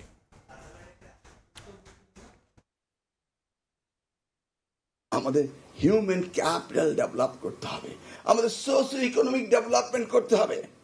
সেই জায়গায় আমাদের মানব সম্পদকে কাজে লাগাতে হবে এবং কাজে লাগাতে হলে সবচেয়ে বেশি উত্তম শুধু হায়ার এডুকেশন না, তার সাথে টেকনিক্যাল ভোকেশনাল এডুকেশনের প্রয়োজন রয়েছে। প্রস্তাবিত বাজেটে শিক্ষা খাতের বরাদ্দ এর কার্যকারিতা নিয়ে জাতীয় প্রেস ক্লাব বেসরকারি শিক্ষা পরিবারের পক্ষ থেকে সংবাদ সম্মেলন করেছে গণস্বাক্ষরতা অভিযান। কেমন হলো শিক্ষা বাজেট শীর্ষক এই আয়োজনে শিক্ষাবিদ ও গবেষকরা শিক্ষা খাতের বরাদ্দ বাস্তবায়ন ও গুণগত উন্নয়ন নিয়ে নিজেদের মতামত তুলে ধরেন। বক্তারা বলেন, শিক্ষা খাতে বরাদ্দ কিছুটা বাড়লেও তা এখনো আন্তর্জাতিক মানদণ্ড বা বৈশ্বিক গড়ের তুলনায় পর্যাপ্ত নয়। তবে শুধু বরাদ্দ বাড়ানো নয়, সুশাসন নিশ্চিত করে অর্থের কার্যকর ব্যবহারই সবচেয়ে গুরুত্বপূর্ণ বলে মত দেন তারা। সিপিডি নির্বাহী পরিচালক ডক্টর ফাহমিদা খাতুন বলেন, শিক্ষায় বেশি অর্থ বরাদ্দ দিলেই যে শিক্ষার মান দ্রুত উন্নত হবে তা নয়, শিক্ষা খাতে গুণগত পরিবর্তন ধীরে আসে, তাই দীর্ঘমেয়াদী পরিকল্পনা কার্যকর বাস্তবায়নের উপর গুরুত্ব দিতে হবে। দিতে পারছি কিনা, এবং এই প্রেজেন্টেশনে আপনারা দেখেছেন যে বিভিন্ন জায়গায় দেখছেন রাত 11টার সময় সঙ্গী থাকুন। দেখছেন রাত 11টার সময়। এলডিসি উত্তরণ প্রস্তুতি নিয়ে সুনির্দিষ্ট রূপরেখা নেই 2026-27 অর্থ বছরের প্রস্তাবিত বাজেটে। উল্লেখ নেই প্রয়োজনীয় ব্যয় কিংবা সংস্কার কর্মসূচিরও। তবে মসৃণ উত্তরণ কৌশলের সঙ্গে সামঞ্জস্য রেখে নেওয়া বেশ কিছু উদ্যোগ ব্যবসা সহজ করবে বলে আশা অর্থনীতিবিদদের। উত্তরণ পরবর্তী ধাক্কা সামলাতে সরকারের উদ্যোগ কেবল কাগজে কলমে সীমাবদ্ধ না থেকে যেন মাঠ পর্যায়ে সঠিকভাবে বাস্তবায়ন হয় তা নিশ্চিতের দাবি ব্যবসায়ীদের। ইয়ানুর শিফাতের রিপোর্ট। স্বল্পোন্নত দেশ বা এলডিসির তালিকা থেকে বের হলে বিশ্ববাজারে শুল্ক ও বাণিজ্য সুবিধার বড় অংশ হারাবে বাংলাদেশ। সরকারি হিসেবে শুল্কমুক্ত ও কোটামুক্ত বাজার সুবিধা হারালে প্রায় $17.5 বিলিয়ন রফতানি ঝুঁকিতে পড়বে বাংলাদেশ। এরই মধ্যে আসছে নভেম্বরে এলডিসির চূড়ান্ত উত্তরণ পিছিয়ে দিতে জাতিসংঘের সহযোগিতা চেয়েছে সরকার, যা আমলে নেওয়া হলে আরও 3 বছর অর্থাৎ 2029 সাল পর্যন্ত বাড়তে পারে সময়সীমা। তবে নতুন অর্থ বছরের বাজেটে উত্তরণের প্রস্তুতি নিয়ে রূপরেখার ঘাটতি দেখছেন বিশ্লেষকরা। আমরা ভেবেছিলাম যে হয়তো সরকার ওই এসটিএস দেখে কতগুলো সেক্টর আইডেন্টিফাই করে সেখানে যে রিফর্মের কথা বলা আছে সেগুলো করার জন্য একটা ডেডিকেটেড সাপোর্ট লাইন বা অর্থ বরাদ্দ করবেন, সেটা হয়তো বাজেট আসে। বাজেট বক্তব্যের মধ্যে আরেকটু বিস্তারিত আলোচনা থাকলে ভালো হতো। 2026-27 অর্থ বছরের প্রস্তাবিত বাজেটে ওষুধ শিল্পে নীতিগত ও আর্থিক সহায়তা দেওয়ার প্রস্তাব দিয়েছেন অর্থমন্ত্রী। এছাড়া এপিআই বিনিয়োগ, বিদেশি অর্থায়নে প্রণোদনা, শিল্পায়ন ত্বরান্বিত করতে লাইসেন্সিং জটিলতা কমানো সহ রয়েছে নতুন অর্থনৈতিক অঞ্চল প্রতিষ্ঠার প্রস্তাব। রয়েছে বাণিজ্য অংশীদারদের সঙ্গে চুক্তি এবং রফতানি বহুমুখীকরণে ব্যাংক গ্যারান্টির বিপরীতে শুল্কমুক্ত আমদানির সুবিধা দেওয়ার প্রস্তাব। সাধারণভাবে যে বিনিয়োগ উৎসাহ দেওয়া হয়েছে, ব্যবসা বাণিজ্যের জন্য সিঙ্গেল উইন্ডো লজিস্টিক্স পলিসির কথা বলা হয়েছে, এগুলো এলডিসি গ্র্যাজুয়েশন স্ট্র্যাটেজির সাথে সামঞ্জস্যপূর্ণ। ব্যবসায়ীরা বলছেন, পর্যাপ্ত সময় থাকা সত্ত্বেও ব্যবসা বান্ধব উদ্যোগ নেওয়া হয়নি। যারা নীতি নির্ধারণ পর্যায়ে থাকে তাদের মানসিকতার সাথে যারা মাঠ পর্যায়ে বাস্তবায়ন করে ওনাদের মানসিকতা এক থাকে না। ফলে এই ক্ষেত্রে আসলে এইটার যে এসেন্স বাজেটের, সেটা মাঠ পর্যায়ে কতটুকু বাস্তবায়ন হচ্ছে তার উপর আসলে আমাদের এলডিসির রেডিনেসটা নির্ভর করবে। আগামী অর্থ বছরের বাজেটে সৌর বিদ্যুৎ উৎপাদন ও আমদানিতে কর ছাড় এলডিসি উত্তরণে টেকসই শিল্পায়ন নিশ্চিত করবে বলে মত ব্যবসায়ীদের। টোটাল সে সরকারকে দিছে এরকম একটা। ইয়ানুর শিফাত, সময় সংবাদ, ঢাকা। নির্মাণ কাজ শেষ হওয়ার আগেই দেয়াল ও পিলারে ফাটল দেখা দিয়েছে, ধসে পড়েছে পলেস্তরা। রাজশাহী বিশ্ববিদ্যালয়ে ৭৪ কোটি টাকা ব্যয়ে নির্মাণাধীন বিজয় ৭১ হলের এমন দশা, এতে আতঙ্কিত শিক্ষার্থীরা। রূপপুরের বালিশকাণ্ডে আলোচিত ঠিকাদারি প্রতিষ্ঠান Majid and sons construction limited করেছে এই কাজটি। ২০২৪ সালে এই হলের অডিটোরিয়ামের ছাদ ঢালাইয়ের সময় ধসে পড়ে ৯ জন আহত হন। হাবিবুর রহমান পাপুর তোলা ছবিতে বিস্তারিত জানবো সাইফুর রহমান রকের রিপোর্টে। রাজশাহী বিশ্ববিদ্যালয়ের শেরেবাংলা ফজলুল হক হল ঝুঁকিপূর্ণ হওয়ায় নির্মাণাধীন বিজয় ৭১ হলে স্থানান্তর করা হয় প্রায় ২০০ শিক্ষার্থীকে, কিন্তু সেখানে স্বাচ্ছন্দ্যের পরিবর্তে উল্টো বিপদগ্রস্ত তারা। নির্মাণ কাজ শেষ হওয়ার আগেই বিজয় ৭১ হলের দেয়াল ও পিলারে দেখা দিয়েছে ফাটল, খসে পড়েছে পলেস্তারা। তার উপর নিম্নমানের লিফট ব্যবহারের কারণে মাঝে মধ্যেই আটকে পড়ার ঘটনাও ঘটছে। আমরা আসলে আতঙ্কে আছি যে ইন ফিউচারে যদি বড় ধরনের ভূমিকম্প হয়, ফাটল দেখা দিতেছে, ওই জায়গাগুলো প্লাস্টার করা লাগতেছে আবার নতুন করে। বিশ্ববিদ্যালয় প্রশাসন সূত্র বলছে ৭৪ কোটি টাকা ব্যয়ে ১০তলা হলটির নির্মাণ কাজ করছে রূপপুরের বালিশকাণ্ডে আলোচিত ঠিকাদারি প্রতিষ্ঠান Majid and sons construction limited. Properly sure যে আমাদের কাছে কোনো গাফিলতি নেই।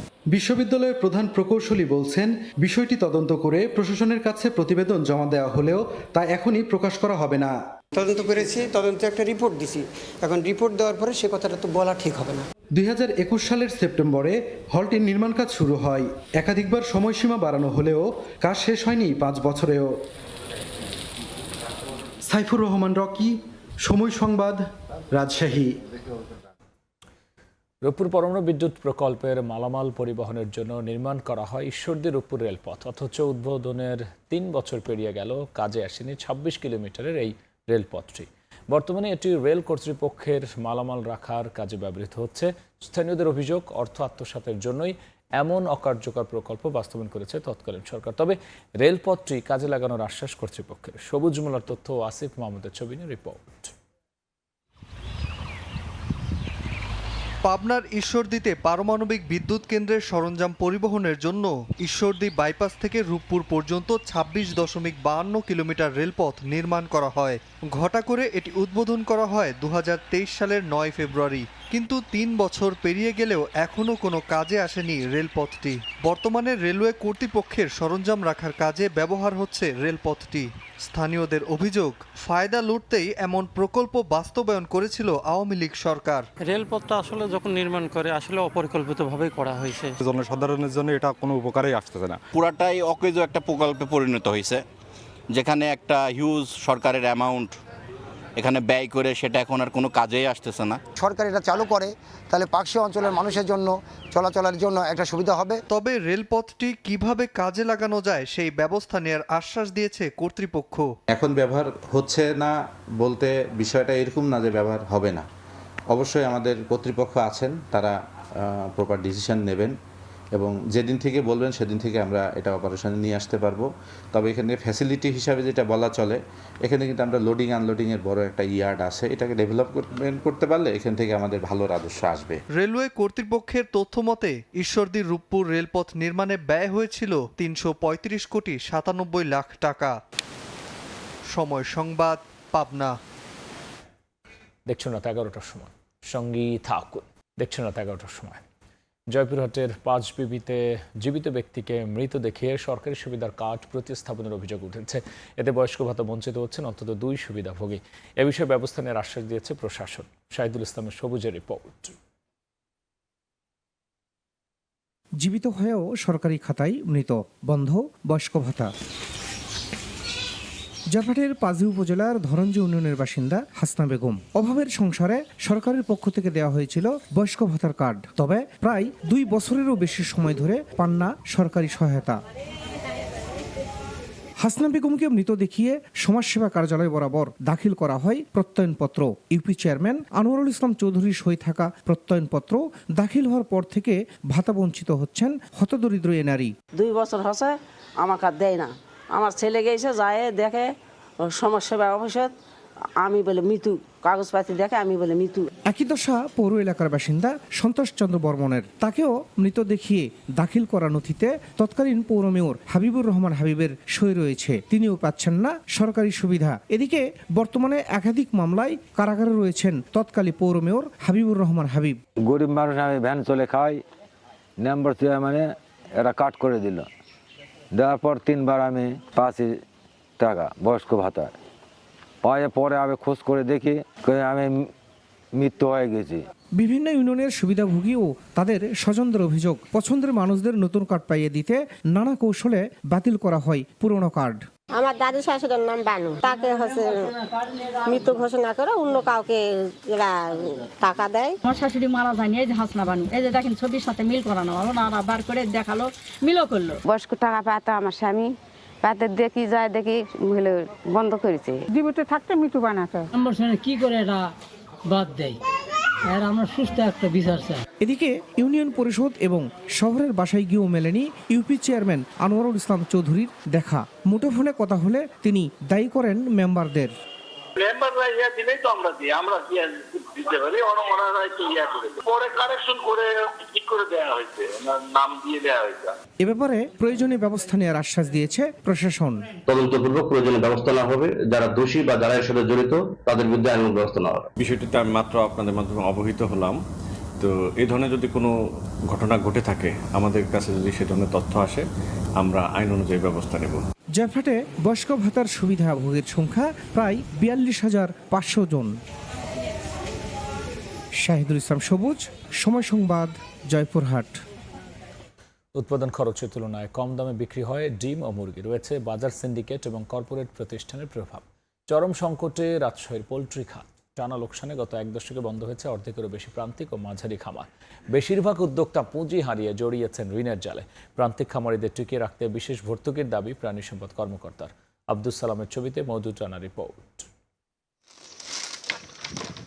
পোল্ট্রি খামারের মালিক সোহেল রানা 3 লাখ টাকা লোকসানে বাধ্য হয়ে ভেঙে ফেললেন খামার। রাজশাহী পোল্ট্রি ডেভেলপমেন্ট অ্যাসোসিয়েশনের তথ্য মতে বছর 10 আগেও পবার, মল্লিকপুর, পারিলা, কুখন্ডি, রনহাট, মোসলেম ও আশরাফের মোড় সহ আশেপাশের এলাকায় প্রায় 3000 খামার ছিল। বর্তমানে টিকে আছে মাত্র 300। একই দশা পুরো জেলার। আমি এখানে মুরগি করে আমি কোনো লাভ করতে পারিনি, তো লস আছে বিধায় আমি মানে এখানে টিকতে পারছি না, না টিকার কারণে আমি খামারটা ভেঙে ফেলছি। খামার সংশ্লিষ্টরা বলছেন, মুরগির খাবার, ভ্যাকসিন, ওষুধ ও শ্রমিকের মজুরি বেড়েছে লাগামহীনভাবে। এর বিপরীতে খামার পর্যায়ে প্রতিটি ডিমের উৎপাদন খরচ 9.5 থেকে 10 টাকা হলেও বিক্রি 7 থেকে 10 টাকা। এতে পুঁজি হারিয়ে নিঃস্ব ক্ষুদ্র উদ্যোক্তারা। ঋণের দায়ে জর্জরিত শত শত পরিবার। ওষুধের দাম বেশি, খাদ্যের দাম বেশি, ডিমের দাম কমের লাগে 10 লাখ টাকা লস খাইছে। জমি বেশি, ঋণ শোধ করে না হলে কেসে ঝুলতে আছে, ওরা কোম্পানির লোকেরা কেস করেছে, তখন জমি বেশি লিজার টাকা দেখতে আছে। আমাদের উৎপাদন খরচ যা হবে সেই অনুপাতে হলো দাম দিলেই হবে। আমার এখন একটা সাদা ডিমের উৎপাদন খরচ 9 টাকা, আমাদের খামারিরা বেশি যায় না, 9.5 টাকা আমাকে গড়ে দাম দিক। একটা লাল ডিমের উৎপাদন খরচ 10 টাকা, 10.5 টাকা সরকার দাম দিক, গড়ে দাম দিক। প্রান্তিক খামারিদের অভিযোগ, টানা লোকসানে কম পুঁজির ব্যবসায়ীরা সরে এসেছে পোল্ট্রি খাত থেকে। এখন পুরো বাজার নিয়ন্ত্রণ করছে কর্পোরেট প্রতিষ্ঠানগুলো। এতে হুমকির মুখে গ্রামীণ অর্থনীতি ও কর্মসংস্থান। ডিলার বলি ঠিকই আছে, মানে একটা বস্তাতে ওরা 400-500 টাকা লাভ করে, সাধারণ কৃষক একদম শেষ করে দিচ্ছে। নির্বাহী কর্মকর্তারা আছে, উপজেলা আছে, মৎস্য অফিসারের বড় বড় লেকচার, বড় বড় অডিট, বড় বড় এই সেই, কিন্তু বাস্তবের চিত্র খুবই ভিন্ন। তবে খামার কমলেও জেলায় বার্ষিক চাহিদার তুলনায় ডিম ও মাংসের উৎপাদন এখনও বেশি, জানিয়েছেন প্রাণী সম্পদ কর্মকর্তা। প্রান্তিক খামারিদের টিকিয়ে রাখতে বিশেষ ভর্তুকির দাবি তার। খামার যারা করছে তাদের প্রতি সরকারের আরও একটু সুনজর দেওয়া উচিত, তাহলে হয়তো মুরগি এবং ডিমের বাজারে আমাদের সবসময় সারপ্লাসই থাকবে। প্রাণী সম্পদ অধিদপ্তরের তথ্য মতে জেলায় 1286টি লেয়ার, 2282টি ব্রয়লার ও 5753টি সোনালী মুরগির খামার রয়েছে, যা থেকে বছরে 2.25 লাখ মেট্রিক টন মাংস ও 60.5 কোটির বেশি ডিম উৎপাদিত হয়। মওদুদ রানা, সময় সংবাদ, রাজশাহী। দেখছেন রাত 11টার সময়, সঙ্গী থাকুন। একটাই পৃথিবী, 7টা মহাদেশ, 195টা স্বাধীন দেশ, এক মঞ্চেই 48টা, গোলার্ধ জুড়ে উচ্ছ্বাসের ঢেউ। 39 দিনের লড়াই, চারকোনা ময়দানে গোলাকার ধাঁধা, হিসেব মেলানোর দৌড়, স্কিল আর দম। মাঠে হাজারো চোখ, পর্দায় কোটি কোটি, আকাশ ছোঁয়া আবেগ, অশ্রু সজল নয়ন, আনন্দ বেদনার কাব্য। The greatest show on earth, 3টি দেশের 16টি মাঠে 1248 জন যোদ্ধার প্রাণপণ লড়াই। কার হাতে উঠবে সোনালী ট্রফি? পরিচিত কোনো হাত? 2026 বিশ্বকাপ কি জন্ম দেবে নতুন কোনো মহানায়ক? বিশ্বকাপের সব খবর সবার আগে জানতে চোখ রাখুন সময় সংবাদে। দেখছেন রাত 11টার সময়। সিরাজগঞ্জ সদরের একডালা গ্রামে 2টি সেতু নির্মিত হলেও ভোগান্তি পিছু ছাড়ছে না এলাকাবাসী। তবে সংযোগ সড়ক না থাকায় সেতু নির্মাণের 3 বছর পার হলেও কোনো কাজে আসছে না। কর্তৃপক্ষ বলছে সরকারি জমি না থাকায় সংযোগ সড়ক নির্মাণ ব্যাহত হচ্ছে, তবে বিষয়টি সমাধানে দ্রুত পদক্ষেপ নেওয়া হবে। রিঙ্কু কুণ্ডু রিপোর্ট, ছবি তুলেছেন অমৃত সেন। ঠায় দাঁড়িয়ে 2টি পাকা সেতু, অথচ তেমন চলাচল নেই জনসাধারণ ও যানবাহনের। 2023 সালে সিরাজগঞ্জ সদরের একডালা গ্রামের মানুষের চলাচলের সুবিধার্থে কুড়ালিয়া খালের ওপর 6 কোটি টাকা ব্যয়ে নির্মিত হয় 2টি জোড়া সেতু, কিন্তু সংযোগ সড়ক না থাকায় কৃষিপণ্য পরিবহন, স্কুল কলেজে যাতায়াত সহ বিভিন্ন প্রয়োজনে চলাচলের ক্ষেত্রে ভোগান্তি পোহাতে হচ্ছে স্থানীয়দের। ব্রিজ হয়েছে, ব্রিজের সাথে যে রাস্তার সংযোগ, এই সংযোগ সড়কটা মোটেও মেরামত করা হচ্ছে না, যার কারণে জনগণের খুব দুর্ভোগ হচ্ছে। এই রাস্তাটা করলে সবার জন্য ভালো হবে এবং এলাকার লোকের জন্য বেশি ভালো হবে। ব্রিজ দেওয়ারও অসুবিধা হয়েছে, সলপালির স্কুলে যাওয়া রাস্তা নাই। ব্রিজ হয়েছে কিন্তু রাস্তাঘাট নাই। রাস্তাঘাট হলে পরে আমরা সহজভাবে যেতে পারতাম, কাঁচা মালটা সব বাজার নিতে পারতাম, উল্লেখ পারি না তো রাস্তার কারণে। এত টাকা খরচ করে ব্রিজ দিছে আর এই রাস্তা হইতেছে না, চলাফেরা করতে পারি না। এই গ্রামের সবাই এখন খুব দুর্ভোগে আছে, নামার জায়গা নাই, ওঠার জায়গা নাই, খুব কষ্টে আছে লোকজন। এই শিক্ষা প্রতিষ্ঠানে যাইতে আমাদের হেঁটে হেঁটে যাওয়া লাগে, আমাদের অনেক অসুবিধা হয়। ছেলে মেয়েদের ভালো বিয়ে শাদী আসতেছে না, রাস্তা নাই, পরিবেশ ভালো না, তার কারণে আমরা আমাদের এদিকে অনেক সমস্যা হইতেছে। সেতুর সংযোগ সড়কের স্থানে সরকারি জমি না থাকায় কাজ শুরু করা সম্ভব হয়নি, তবে এলাকাবাসীর সঙ্গে আলোচনা করে দ্রুত ব্যবস্থা নেওয়ার আশ্বাস স্থানীয় সরকার প্রকৌশল বিভাগের। সেখানে আমরা যে মেসেজটা দিয়েছি এলাকার জনগণকে, তাদেরও রাস্তার দরকার, তারাও খুব সমস্যায় আছেন, যে তারা নিজেরা বসে নিজেরা মিটিং করে যদি তারা নিজেরা আমাকে 700 মিটার রাস্তা বের করে দিতে পারেন তাদের জমির উপর দিয়ে সবাই শেয়ার করে, তাহলে আমরা রাস্তাটা করে দিতে পারবো। সেতু দুটি সংযোগ সড়ক নির্মাণ হলে আশপাশে প্রায় 20 গ্রামের মানুষ সুফল পাবেন। রিঙ্কু কুণ্ডু, সময় সংবাদ, সিরাজগঞ্জ। অবশেষে প্রধানমন্ত্রী তারেক রহমানের পৈতৃক ভিটা বগুড়া গাবতলীর বাগবাড়ি যাওয়ার গ্রামীণ সড়কটি পাকা হচ্ছে। সম্প্রতি প্রধানমন্ত্রীর সফরের সময় সেখানে ইট বালু ফেলে চলাচল উপযোগী করেছিল স্থানীয় প্রশাসন। পরে স্থায়ীভাবে সড়কটি মেরামত কাজ শুরু হওয়ার জন্য অস্থায়ীভাবে বসানো ইট তুলে নেওয়া হয়। শাহাদুল ইসলামের ক্যামেরায় আব্দুল আউয়ালের রিপোর্ট। প্রধানমন্ত্রী তারেক রহমানের বাপদাদার পৈতৃক ভিটা বগুড়া গাবতলীর বাগবাড়ি জিয়াবাড়ি যাওয়ার গ্রামীণ রাস্তাটি অবশেষে পাকা হচ্ছে। নসিবপুর ইউনিয়ন পরিষদ থেকে চৌকির খাল হয়ে প্রধানমন্ত্রীর পৈতৃক বাড়ি পর্যন্ত সড়কটির দৈর্ঘ্য প্রায় 500 মিটার। সড়কটি পাকা করানোর জন্য 84 লাখ টাকা বরাদ্দ দেয় স্থানীয় সরকার প্রকৌশল অধিদপ্তর। দরপত্র প্রক্রিয়া শেষে 2025 সালের আগস্টে ঠিকাদারি প্রতিষ্ঠান মেসার্স হক ট্রেডার্স কার্যাদেশ পায়। চলতি বছরের আগস্টের মধ্যে প্রকল্পের কাজ শেষ হওয়ার কথা রয়েছে। এই প্রকল্পে এখন পর্যন্ত কোনো দুর্নীতি বা লুটপাটের ঘটনা ঘটেনি, সবকিছুই সরকার নির্দেশিত প্রাক্কলন মোতাবেকই চলছে। গত 20 এপ্রিল খাল খনন কর্মসূচিতে অংশ নিতে নিজের পৈতৃক বাড়িতে আসেন প্রধানমন্ত্রী তারেক রহমান। সফর উপলক্ষে বৃষ্টির আশঙ্কায় থাকায় জরুরি ভিত্তিতে বাগবাড়ি গ্রামীণ কাঁচা সড়কটি ভাড়ায় আনা ইট বসিয়ে অস্থায়ীভাবে চলাচলে উপযোগী করে স্থানীয় প্রশাসন। প্রধানমন্ত্রীর সফর শেষে চুক্তি অনুযায়ী ইটভাটার মালিক পক্ষ ব্যবহার করা ইট সরিয়ে নেয়, যাতে মূল উন্নয়ন কাজ বাধাগ্রস্ত না হয়। ইটভাটার মালিক এবং ওখানকার কিছু ঠিকাদার এটা ইট তুলে নিয়েছে, যেহেতু এটা পার্মানেন্টলি এটা বিটুমিনাস পাকা রোড হবে, সেহেতু আমরা ইটটা তো সলিং ইট তুলে তারপরে আমরা পাকা কাজ করতে পারবো, ইটের উপরে তো আমরা পাকা কাজ করতে পারবো না। বিগত আওয়ামী লীগ সরকারের আমলে সড়কটি পাকা না করায় ক্ষুব্ধ এলাকাবাসী, তবে বর্তমান সরকার সড়কের কাজ শুরু করায় খুশি তারা। এটা খুব সুন্দর হচ্ছে রাস্তা, অনেক অবশ্যই আফকোর্স। আশা করি আমাদের দুর্ভোগ অচিরেই শেষ হবে আমরা সুন্দর একটা রাস্তা পাবো। এদিকে ভাড়া করা ইট তুলে নেওয়ার ঘটনায় সামাজিক যোগাযোগ মাধ্যমে নেতিবাচকভাবে প্রচার করা হয়েছে বলে অভিযোগ উঠেছে। এই কাজে প্রায় 10 লাখ টাকা ব্যয়ের দাবি করা হলেও প্রকৃতপক্ষে অস্থায়ী সংস্কার কাজে মোট ব্যয় ধরা হয়েছে 3,94,000 টাকা। এর মধ্যে ইট অপসারণ, পরিবহন ও পুনর্ব্যবহারের শ্রম খাতে প্রায় 1,86,000 টাকা, বালু ভরাটে 1,08,000 টাকা, পুনঃস্থাপনের কাজে 72,000 টাকা এবং ইটের প্রান্ত পুনর্গঠনে প্রায় 27,000 টাকা ব্যয় দেখানো হয়েছে।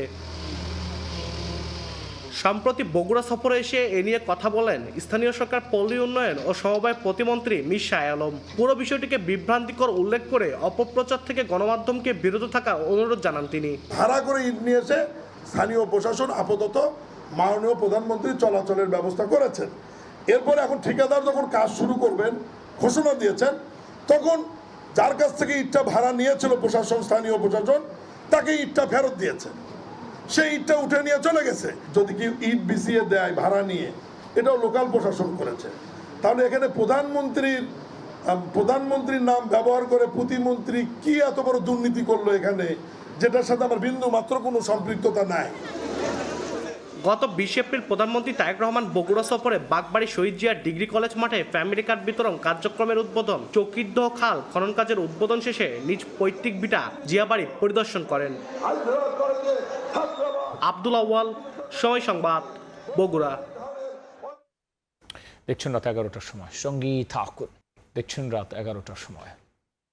মহাবিপন্ন হলুদ বর্ণের পাহাড়ি কাছিমের ডিম থেকে বাচ্চা ফুটিয়ে চমক সৃষ্টি করেছে চট্টগ্রাম চিড়িয়াখানা। একটি কিংবা দুটি নয়, 2 দফায় জন্ম নেওয়া মোট 8টি কাছিমের বাচ্চার সঙ্গে আরও 8টি পূর্ণবয়স্ক কাছিম এখন ঘুরে বেড়াচ্ছে চিড়িয়াখানার নির্ধারিত খাঁচায়। অবশ্য কিছুদিন পর জীবনযাত্রা পরীক্ষা করতে এসব কাছিমের শরীরে জিপিআরএস এবং ক্যামেরা লাগিয়ে ছেড়ে দেওয়া হবে পাহাড়ি অঞ্চলে। নুরজামাল আতিকের ক্যামেরায় কমলদের রিপোর্ট।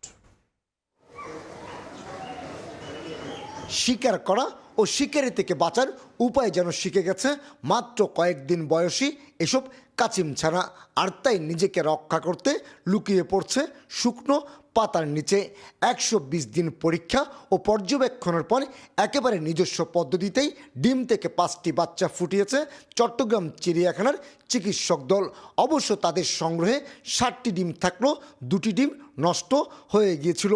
আমাদের টোটাল বিভিন্ন সাইজে আমাদের বড় 8টা আছে, আর এই 8টার থেকে আমরা এই 4 বছরে আরও 8টা বাচ্চা পাইছি। সদ্য ফোটা বাচ্চাগুলোর আচরণ কিংবা স্বাস্থ্যে কোনো পরিবর্তন আসছে কিনা যেমন দেখা হচ্ছে, তেমনি পূর্ণবয়স্ক কাছিমগুলিকেও রাখা হয়েছে কঠোর নজরদারির মধ্যে। সময় একজন কেয়ারটেকার এখানে আছে এই খাঁচার সাথে, আর সাধারণত আমরাও যখনই সুযোগ পাই এখানে এসে সময় চেক করি 5টা বাচ্চায় ভালো আছে কিনা। এক সময় বাংলাদেশের পাহাড়ি অঞ্চল হিসেবে খ্যাত রাঙ্গামাটি, বান্দরবান এবং খাগড়াছড়ির পাশাপাশি সিলেটের লাউয়াছড়ায় দেখা মিলত বিরল প্রজাতির এই হলুদ কাছিমের, কিন্তু নানামুখী সংকটে এই প্রজাতির কাছিম বিলুপ্ত হওয়ার পথে। আর তাই চট্টগ্রাম চিড়িয়াখানায় থাকা পূর্ণবয়স্ক এবং বাচ্চা কাছিমগুলোর বংশ বিস্তারের পাশাপাশি পরীক্ষা চালানোর পরিকল্পনা নেওয়া হয়েছে। 1 বছর পরে হয়তো আমরা জেলা প্রশাসন এবং বন বিভাগের সহযোগিতায় এটা আমরা তাতে যে ন্যাচারাল হ্যাবিট আছে পাহাড়ে, সেখানে আমরা তাদেরকে নতুন করে রিইন্ট্রোডাকশন করার আমাদের প্ল্যান আছে। স্ত্রী কাছিম প্রতিবার মাত্র 2 থেকে 4টি ডিম পারে, আর এসব কাছিমের গড় আয়ু 20 থেকে 25 বছর। পাহাড়ে পাওয়া যায় বলে এগুলো স্থানীয়ভাবে পাহাড়ি কাছিম নামেই পরিচিত। কমল দে, সময় সংবাদ, চট্টগ্রাম।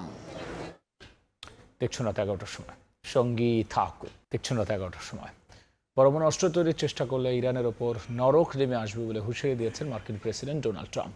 একই সঙ্গে তেহরান ওয়াশিংটন সম্পর্ক স্বাভাবিকের দাবিও করেছেন তিনি। দ্রুত ইরানের সঙ্গে আনুষ্ঠানিক চুক্তি ও পরবর্তী আলোচনা হবে বলে G7 সম্মেলনে আশাবাদ ব্যক্ত করেন মার্কিন প্রেসিডেন্ট। এদিন লেবানন ইস্যুতে ইসরায়েলি প্রধানমন্ত্রীর কড়া সমালোচনাও করেছেন ট্রাম্প। তিনি বলেছেন, তিনি পাশে না থাকলে ইসরায়েলের অস্তিত্ব থাকতো না। ফ্রান্সে G7 সম্মেলনে মঙ্গলবার দ্বিপক্ষীয় বৈঠকে বসেন মার্কিন প্রেসিডেন্ট ডোনাল্ড ট্রাম্প ও সংযুক্ত আরব আমিরাতের প্রেসিডেন্ট মোহাম্মদ বিন জায়েদ আল নাহিয়ান। এ সময় সাংবাদিকদের সামনে ইরান ইস্যুতে কথা বলেন ট্রাম্প। তেহরানের সঙ্গে ওয়াশিংটনের সম্পর্ক স্বাভাবিক হয়ে গেছে বলে দাবি করেন তিনি। ইরানের সঙ্গে শিগগিরই আনুষ্ঠানিক সমঝোতা স্মারক সই এবং পরবর্তী আলোচনা শেষ হবে বলে আশা প্রকাশ করেন ট্রাম্প। সম্পর্ক স্বাভাবিকের দাবি করলেও পরমাণু অস্ত্র তৈরির চেষ্টা করলে ইরানের ওপর নরক নেমে আসবে বলে হুঁশিয়ারিও দেন মার্কিন প্রেসিডেন্ট। ইরান কখনোই পারমাণবিক অস্ত্র পাবে না, চুক্তিতে সেটাই বলা আছে। তারা পারমাণবিক অস্ত্র কিনতে পারবে না, তৈরি করতে পারবে না, উন্নয়নও করতে পারবে না। ইরানের কাছে কোনো পারমাণবিক অস্ত্র থাকবে না। যুদ্ধ বন্ধে ইরানের সঙ্গে এরই মধ্যে ডিজিটালি সমঝোতা স্মারক সই হয়েছে যুক্তরাষ্ট্রের। শুক্রবার তা আনুষ্ঠানিকভাবে সই হওয়ার কথা রয়েছে। এরপর দুই দেশের মধ্যে শুরু হবে পরবর্তী ধাপের আলোচনা। সমঝোতা স্মারকটির মেয়াদ 60 দিন। এই সময়সীমার মধ্যে পরবর্তী ধাপের আলোচনা শেষ করতে হবে। শুক্রবার জেনেভায় পরমাণু কর্মসূচি নিয়ে যুক্তরাষ্ট্রের সঙ্গে আলোচনার কথা জানিয়েছে ইরানও। G7 সম্মেলনে লেবানন ইস্যুতে ইসরায়েলি প্রধানমন্ত্রী বিনিয়ামিন নেতানিয়াহুকেও এক হাত নেন ডোনাল্ড ট্রাম্প। ট্রাম্প ইসরায়েলকে থামতে বললেও লেবাননের দক্ষিণাঞ্চলে হামলা চালায় ইসরায়েল। রোববার ইরান ইসরায়েল চুক্তি ঘোষণার পর নেতানিয়াহু বাহিনীর বিরুদ্ধে অন্তত 84 বার যুদ্ধবিরতি চুক্তি লঙ্ঘনের অভিযোগ উঠেছে। ইসরায়েলি প্রধানমন্ত্রীর আরও দায়িত্বশীল হওয়া প্রয়োজন বলে মন্তব্য করেন ট্রাম্প। এ সময় তিনি পাশে না থাকলে ইসরায়েলের কোনো অস্তিত্ব থাকবে না বলেও সতর্ক করেন। আমাদের ছাড়া, যুক্তরাষ্ট্র ছাড়া ইসরায়েল বলে কিছু থাকতো না। আমাকে ছাড়াও ইসরায়েলও থাকতো না, কারণ আমি যা করেছি তা করার জন্য অন্য কোনো প্রেসিডেন্ট প্রস্তুত ছিল না। নেতানিয়াহুর সঙ্গে আমার সম্পর্ক খুবই ভালো ছিল, কিন্তু এখন লেবানন ইস্যুতে নেতানিয়াহুকে আরও দায়িত্বশীল আচরণ করতে হবে। এদিকে বারবার চুক্তি লঙ্ঘন করে বৈরুতে হামলা অব্যাহত থাকলে ইসরায়েলকে কঠোর জবাবের হুঁশিয়ারি দিয়েছে ইরান। রাইসা জান্নাত, সময় সংবাদ। যুদ্ধ নিষেধাজ্ঞার পারমাণবিক উত্তেজনা দীর্ঘ অধ্যায়ের ইতি টানতে সামনে এসেছে ইরান যুক্তরাষ্ট্রের কথিত 14 দফা সমঝোতা স্মারক। যুদ্ধবিরতি থেকে শুরু করে মার্কিন নিষেধাজ্ঞা প্রত্যাহার, ইরানি তেল রপ্তানি পুনরুদ্ধার এবং $300 বিলিয়ন পুনর্গঠন তহবিল সবই রয়েছে এই খসড়ায়।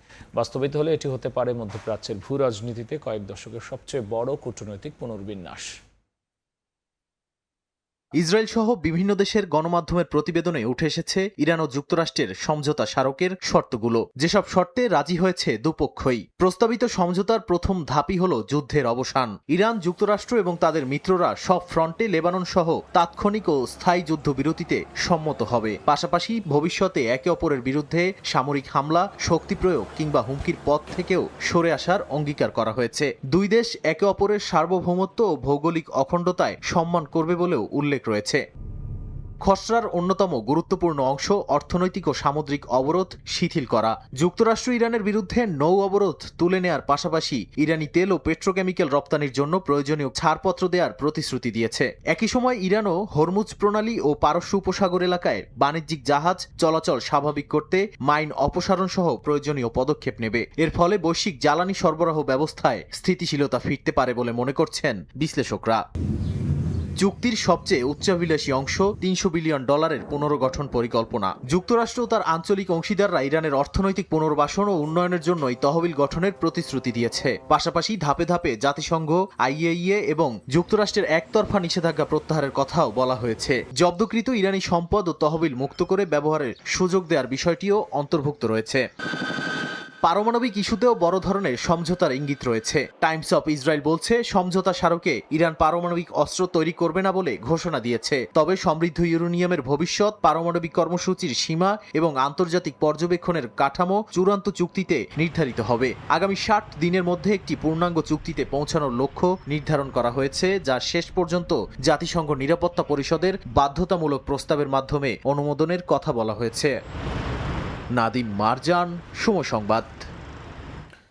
2 মাস বন্ধ থাকার পর আবার আন্তর্জাতিক বাজারে ইরানের অপরিশোধিত তেল রপ্তানি শুরু হয়েছে। যুক্তরাষ্ট্র ইরান যুদ্ধবিরতি ও চুক্তির খবরে বিশ্ববাজারে কমতে শুরু করেছে জ্বালানি তেলের দাম। আন্তর্জাতিক বাজারে ব্রেন্ট ক্রুডের দাম 4% কমে ব্যারেল প্রতি $80 নিচে নেমে এসেছে, যা গত 3 মাসের মধ্যে সর্বনিম্ন। সামুদ্রিক গোয়েন্দা প্রতিষ্ঠান ট্যাঙ্কার ট্র্যাকার্স জানায়, প্রায় 2 মাস বন্ধ থাকার পর আবারও আন্তর্জাতিক বাজারে ইরানের তেল রপ্তানি শুরু হয়েছে। বুধবার national Iranian tanker company NITC পরিচালিত অন্তত 2টি সুপার ট্যাঙ্কারের মার্কিন নৌ অবরোধ অতিক্রম করেছে। জাহাজ দুটিতে প্রায় 38 লাখ ব্যারেল ইরানি অপরিশোধিত তেল রয়েছে। এর মধ্যে NITCর মালিকানাধীন স্ট্রিম নামের একটি ট্যাঙ্কার পাকিস্তানের বিশেষ অর্থনৈতিক অঞ্চল ছেড়ে গন্তব্যের পথে রওনা হয়েছে। গেল 7 সপ্তাহ ধরে ওই এলাকায় অবস্থান করছিল জাহাজটি। বিশ্লেষকদের মতে যুদ্ধবিরতির পরিবেশ তৈরি হওয়ায় তেল পরিবহন ও রপ্তানির ওপর থাকা অনিশ্চয়তাও ধীরে ধীরে কমছে। এদিকে যুদ্ধবিরতি ও শান্তি চুক্তির খবরের সরাসরি প্রভাব পড়েছে বিশ্ব জ্বালানি বাজারে। ব্রেন্ট ক্রুডের দাম 4% কমে ব্যারেল প্রতি $80 নিচে নেমে এসেছে, যা গত 3 মাসের মধ্যে সর্বনিম্ন। অথচ ইরানকে ঘিরে সংঘাতের চরম পর্যায়ে একই তেলের দাম প্রায় $120 পর্যন্ত উঠেছিল। আগামী শুক্রবার যুক্তরাষ্ট্র ও ইরানের মধ্যে আনুষ্ঠানিক চুক্তি স্বাক্ষর হতে পারে। সেই চুক্তি কার্যকর হলে ইরান তাৎক্ষণিকভাবে আন্তর্জাতিক বাজারে তেল বিক্রি শুরু করতে পারবে। অর্থনীতিবিদরা বলছেন, এতে শুধু তেলের দামই নয়, বৈশ্বিক মূল্যস্ফীতি, বিদ্যুৎ গ্যাসের ব্যয় এবং সুদের হার বৃদ্ধির আশঙ্কাও কমতে পারে। শিউলি রোজা, সময় সংবাদ। নিষেধাজ্ঞা, প্রযুক্তিগত অবরোধ আর সীমিত সম্পদের মধ্যেও বিমানের ইঞ্জিন নিয়ে গবেষণায় বিশ্বের 4র্থ স্থানে উঠে এসেছে ইরান। অস্ট্রেলিয়ার ASPI এর প্রতিবেদনে চীন, যুক্তরাষ্ট্র, ভারতের পরে অবস্থান তেহরানের। জাপান, জার্মানি ও যুক্তরাজ্যের মতো ঐতিহ্যবাহী এয়ারস্পেস শক্তিকেও পেছনে ফেলেছে দেশটি। এই সাফল্যকে ইরানের ভবিষ্যৎ সামরিক ও কৌশলগত সক্ষমতার ভিত্তি হিসেবে দেখা হচ্ছে। অস্ট্রেলিয়ান স্ট্র্যাটেজিক পলিসি ইনস্টিটিউট বা ASPI এর ক্রিটিক্যাল টেকনোলজি ট্র্যাকার অনুযায়ী 2019 থেকে 2023 সালে উন্নত বিমান ইঞ্জিন ও হাইপারসোনিক প্রপালশন গবেষণায় বিশ্বের 4র্থ স্থানে রয়েছে ইরান। তালিকায় প্রথমে চীন, এরপর যুক্তরাষ্ট্র ও ভারত। গবেষণাপত্রের সংখ্যা নয়, বরং বিশ্বের সবচেয়ে বেশি উদ্ধৃত শীর্ষ 10% বৈজ্ঞানিক গবেষণার ভিত্তিতে এই র্যাঙ্কিং নির্ধারণ করা হয়েছে। ফলে এটি ভবিষ্যৎ প্রযুক্তিগত সক্ষমতার গুরুত্বপূর্ণ সুযোগ হিসেবে বিবেচিত হচ্ছে। প্রতিবেদনে বলা হয়েছে, ইরানের এই অবস্থান কেবল একাডেমিক সাফল্য নয়, বরং দীর্ঘমেয়াদী রাষ্ট্রীয় পরিকল্পনার ফল। 2011 সালের কম্প্রিহেন্সিভ সায়েন্টিফিক ম্যাপে মহাকাশ, জ্বালানি, ন্যানো প্রযুক্তি ও প্রপালশন প্রযুক্তিকে অগ্রাধিকার দেওয়া হয়েছিল। তেহরান বিশ্ববিদ্যালয়, Sharif university of technology, Amir Kabir university এবং Iran university of science and technology এই গবেষণা অগ্রযাত্রার প্রধান চালিকা শক্তি হিসেবে কাজ করছে। বিশেষজ্ঞদের মতে, কম্পিউটেশনাল ফ্লুইড ডায়নামিক্স, উচ্চ তাপমাত্রা ধাতুবিদ্যা ও ইঞ্জিন নিয়ন্ত্রণ ব্যবস্থায় উল্লেখযোগ্য দক্ষতা অর্জন করেছে দেশটি।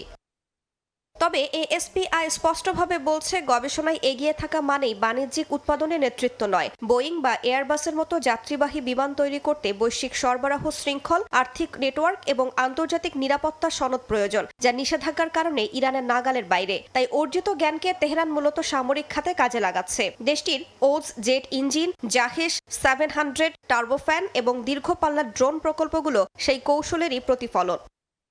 হাইপারসোনিক প্রযুক্তিতেও নিজেদের অগ্রগতির দাবি করেছে ইরান। ফাত্তাহ ক্ষেপণাস্ত্র কর্মসূচি, সিরামিক আবরণ এবং উচ্চ গতির দহন প্রযুক্তি নিয়ে গবেষণা এই সক্ষমতার অংশ বলে মনে করা হচ্ছে।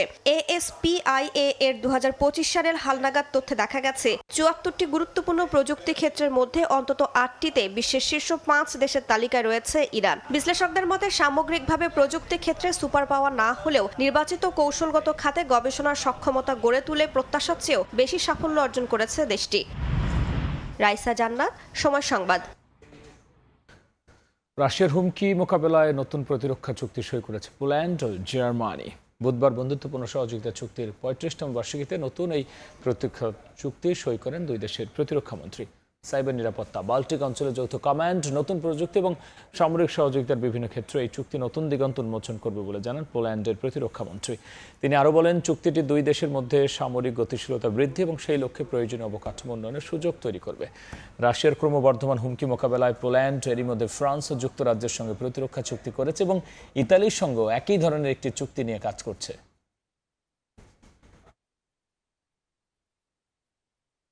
যুক্তরাষ্ট্রের ইন্দো প্যাসিফিক কমান্ডের নাম আবারও পরিবর্তন করে US প্যাসিফিক কমান্ড রাখা হয়েছে। সম্প্রতি মার্কিন যুদ্ধ বিভাগ এই ঘোষণা দেয়। জানানো হয়, বর্তমান US ইন্দো প্যাসিফিক কমান্ড এখন থেকে আবারও US প্যাসিফিক কমান্ড নামে পরিচিত হবে। কর্তৃপক্ষ বলছে, 1947 সালে প্রতিষ্ঠিত এই কমান্ড 7 দশকেরও বেশি সময় US প্যাকাম নামে পরিচালিত হয়েছে। নাম পরিবর্তনের মাধ্যমে কমান্ডের ঐতিহ্য সামরিক উত্তরাধিকারকে পুনরুজ্জীবিত করার লক্ষ্য নেওয়া হয়েছে। তবে এর দায়িত্বপূর্ণ এলাকা, মিশন কিংবা মিত্র অংশীদার দেশগুলোর সঙ্গে নিরাপত্তা সহযোগিতার ক্ষেত্রে কোনো পরিবর্তন আসছে না বলে জানিয়েছে কর্তৃপক্ষ।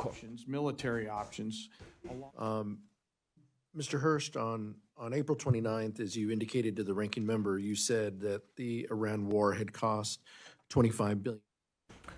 ব্যক্তিগত তথ্য কিনে নজরদারি চালাচ্ছে ইউরোপ ও যুক্তরাষ্ট্রের গোয়েন্দা সংস্থাগুলো। মঙ্গলবার প্রকাশিত ইউরোপ ভিত্তিক থিঙ্ক ট্যাঙ্ক ইন্টারফেসের এক প্রতিবেদনে এই তথ্য উঠে এসেছে।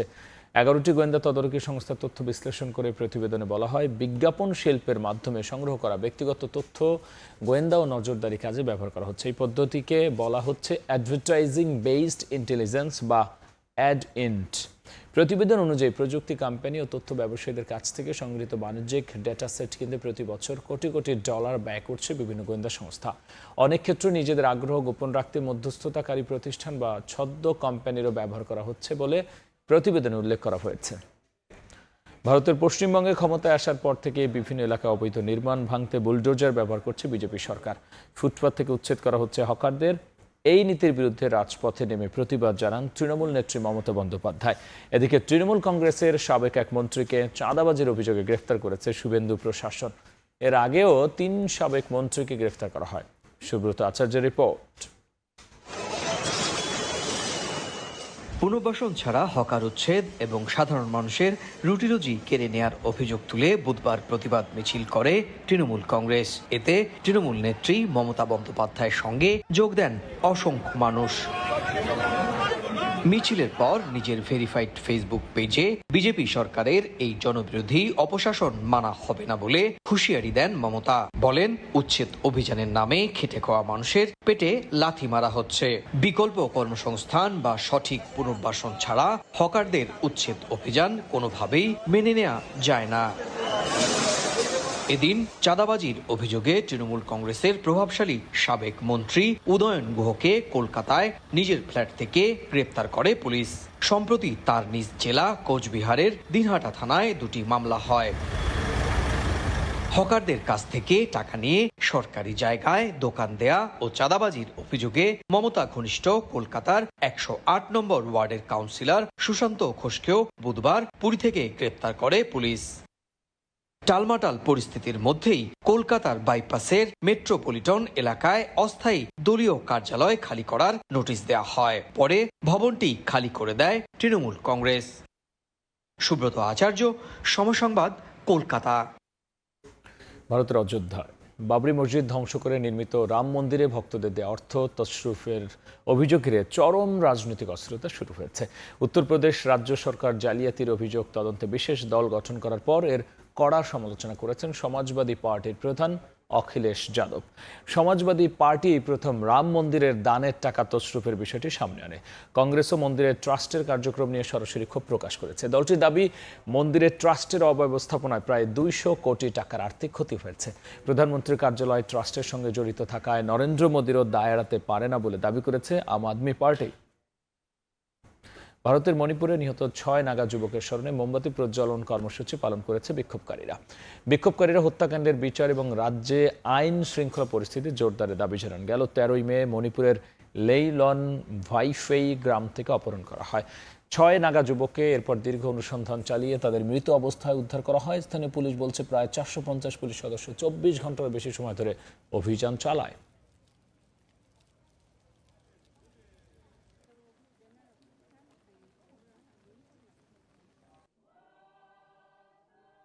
দু 2026-27 অর্থ বছরের বাজেটে কিছু ইতিবাচক উদ্যোগ থাকলেও দ্রব্যমূল্য নিয়ন্ত্রণ ও প্রবাসী কল্যাণে আরও পদক্ষেপের আশা করছেন আমিরাত প্রবাসীরা। নতুন সরকারের প্রথম বাজেটের সফলতা বাস্তবায়নের ওপর নির্ভর করবে বলেও মনে করছেন তারা। শিবলি আল সাদিকের রিপোর্ট। 9,38,000 কোটি টাকার প্রস্তাবিত বাজেটে প্রবৃদ্ধি, কর্মসংস্থান ও মূল্যস্ফীতি নিয়ন্ত্রণে গুরুত্ব দিয়েছে সরকার।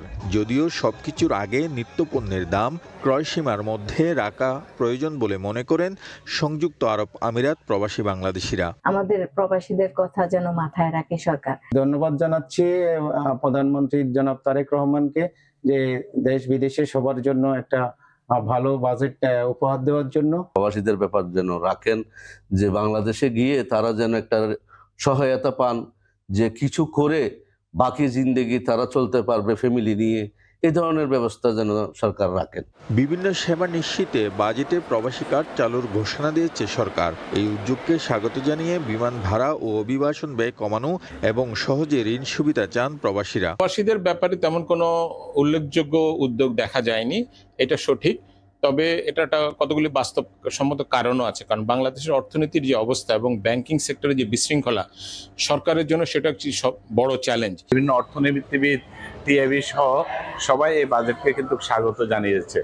তো আমরা একজন প্রবাসী হিসাবেও আমরা সেই বাজেটকে আমরা স্বাগত জানাই, বাট পাশাপাশি আমাদের প্রবাসীদের সে পুরানো কিছু দাবি দাবার সবসময় আমরা সম্পৃক্ত করতে চাই। বাজেট বাস্তবায়নের মাধ্যমে প্রকৃত ফল বোঝা যাবে বলেও মনে করেন প্রবাসীরা। শিবলাল সাদিক, সময় সংবাদ, সংযুক্ত আরব আমিরাত।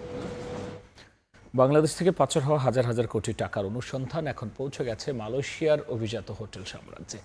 এস আলম গ্রুপের সম্পদের খোঁজে আন্তর্জাতিক তদন্ত যত বিস্তৃত হচ্ছে, ততই সামনে আসছে অর্থ পাচারের নতুন চিত্র। এমন সময়ই মালয়েশিয়াকে প্রথম বিদেশ সফরের গন্তব্য হিসেবে বেছে নিয়েছেন প্রধানমন্ত্রী তারেক রহমান। ফলে শ্রমবাজার, বাণিজ্য, বিনিয়োগের পাশাপাশি পাচার হওয়া অর্থ ফেরত আনার বিষয়টিও উঠে আসছে ঢাকা কুয়ালালামপুর সম্পর্কের অন্যতম গুরুত্বপূর্ণ এজেন্ডা হিসেবে। বিগত সরকারের আমলে বাংলাদেশ থেকে মুদ্রা পাচারের অন্যতম হাব হয়ে উঠেছিল মালয়েশিয়া ও সিঙ্গাপুর। এরই জেরে 16-17 বছর ধরে আওয়ামী সরকারের বিভিন্ন নেতার অবৈধ সম্পদের খোঁজ নিতে গিয়ে বের হয়ে আসে এস আলম গ্রুপের হাজার কোটি টাকা পাচারের তথ্য। বিতর্কিত ব্যবসায়ী এস আলমের বৈশ্বিক সাম্রাজ্য এখন আন্তর্জাতিক তদন্তের মুখে। সাইপ্রাসে সম্পত্তি বাজেয়াপ্ত ও সিঙ্গাপুরে $1 বিলিয়ন অনুসন্ধানের পর এবার নজরে এসেছে কুয়ালালামপুরের রেনেসা ও 4 পয়েন্টস বাই শেরাটন হোটেল দুটি। মালয়েশীয় কর্তৃপক্ষ আনুষ্ঠানিক ব্যবস্থা এখনও না নিলেও বাংলাদেশ সরকারের পাচার করা সম্পদ ফেরানোর জোরালো উদ্যোগের কারণে এই বিশাল সম্পত্তি এখন রয়েছে কঠোর নজরদারিতে। এমন প্রেক্ষাপটে ভারত নাকি চীনের সফরের ভূরাজনৈতিক অঙ্ক পাশ কাটিয়ে প্রধানমন্ত্রী হিসেবে নিজের প্রথম বিদেশ সফর মালয়েশিয়া দিয়ে শুরু করছেন প্রধানমন্ত্রী তারেক রহমান। ধারণা করা হচ্ছে প্রধানমন্ত্রীর সফরে পাচার হওয়া মুদ্রা ফিরিয়ে আনা সহ বিভিন্ন গুরুত্বপূর্ণ বিষয়ে মালয়েশিয়া সরকারের সঙ্গে আলোচনা করা হবে। সফরের দ্বিতীয় দিনে মালয়েশিয়ার প্রধানমন্ত্রী দাতুক সেরি আনোয়ার ইব্রাহিমের সঙ্গে তার দ্বিপক্ষীয় বৈঠক হওয়ার কথা রয়েছে। কূটনৈতিক সূত্রগুলো বলছে এই শীর্ষ বৈঠকে দুই দেশের বাণিজ্য ও বিনিয়োগের পাশাপাশি পাচার করা টাকা ফেরত আনার আইনি ও কৌশলগত দিকগুলো অত্যন্ত প্রাসঙ্গিক হয়ে উঠবে। অর্থনৈতিক আলোচনার পাশাপাশি এই সফরের অন্যতম প্রধান এজেন্ডা মালয়েশিয়ার বন্ধ শ্রমবাজার পুনরায় চালু করা। বিগত শেখ হাসিনা সরকারের আমলে গুটি কয়েক রিক্রুটিং এজেন্সির সিন্ডিকেট ও বেস্টিনেটের অনিয়মের কারণে 2024 সাল থেকে বাংলাদেশিদের জন্য এই বাজার বন্ধ রয়েছে। বর্তমান সরকার পূর্বের সিন্ডিকেট ভেঙে 432টি এজেন্সিকে যুক্ত করতে চায়। এরই অংশ হিসেবে বেস্টিনেটের প্রতিষ্ঠাতা আমিনুল ইসলামকে দেশে ফেরানোর প্রত্যাপন অনুরোধও আলোচনায় থাকবে বলে জানা গেছে। নাদিম মারজান, সময় সংবাদ। দেখছেন রাত 11টার সময়, সঙ্গী থাকুন। দেখছেন রাত 11টার সময়। আবারও বিশ্বকাপের খবর। 2022 কাতার বিশ্বকাপের পর এবার 2026 উত্তর আমেরিকার বিশ্বকাপেও সময় টিভিকে নিয়ে সংবাদ প্রকাশ করল আর্জেন্টাইন গণমাধ্যম। বুয়েনোস আয়ার্স ভিত্তিক ডিজিটাল গণমাধ্যম মুন্ডো এন কনফ্লিক্টতে আজ সময় সংবাদের বিশ্বকাপ আয়োজনে বিভিন্ন অনুষ্ঠান এবং নিয়মিত খবর প্রচারের সময় প্রেজেন্টার এবং রিপোর্টারদের আর্জেন্টিনার জার্সি পরা নিয়ে খবর প্রকাশ করা হয়। এ সময় আর্জেন্টিনার আনন্দে বাংলাদেশি গণমাধ্যমের এই যোগ দেয়াকে তাদের প্রতি ভালোবাসা এবং সমর্থন বলেও অভিহিত করা হয়। এর আগে 2022 সালের কাতার বিশ্বকাপের ফাইনালেও সময় সংবাদের প্রেজেন্টার আর্জেন্টিনার জার্সি পরে নিউজ পড়ায় তাকে বিশেষ সংবর্ধনা দেয় বাংলাদেশের আর্জেন্টাইন এম্বাসি। এবছর বাংলাদেশের আরও 2টি চ্যানেলের সঙ্গে সরাসরি বিশ্বকাপ খেলা সম্প্রচার করছে সময় সংবাদ। ছেলের পাশে না থাকতে পারলেও হাজার হাজার মাইল দূরে বসে কেপ ভার্দের গোলরক্ষক ভুজিনহার দুর্দান্ত পারফরমেন্স উপভোগ করেছেন তার মা। বিশ্বকাপে ম্যাচ শুরুর আগেই তিনি জানতেন তার ছেলে ভজিনহো অপ্রতিরোধ। আর সেই গল্পই এখন বিশ্বকাপের সবচেয়ে আবেগঘন অধ্যায়।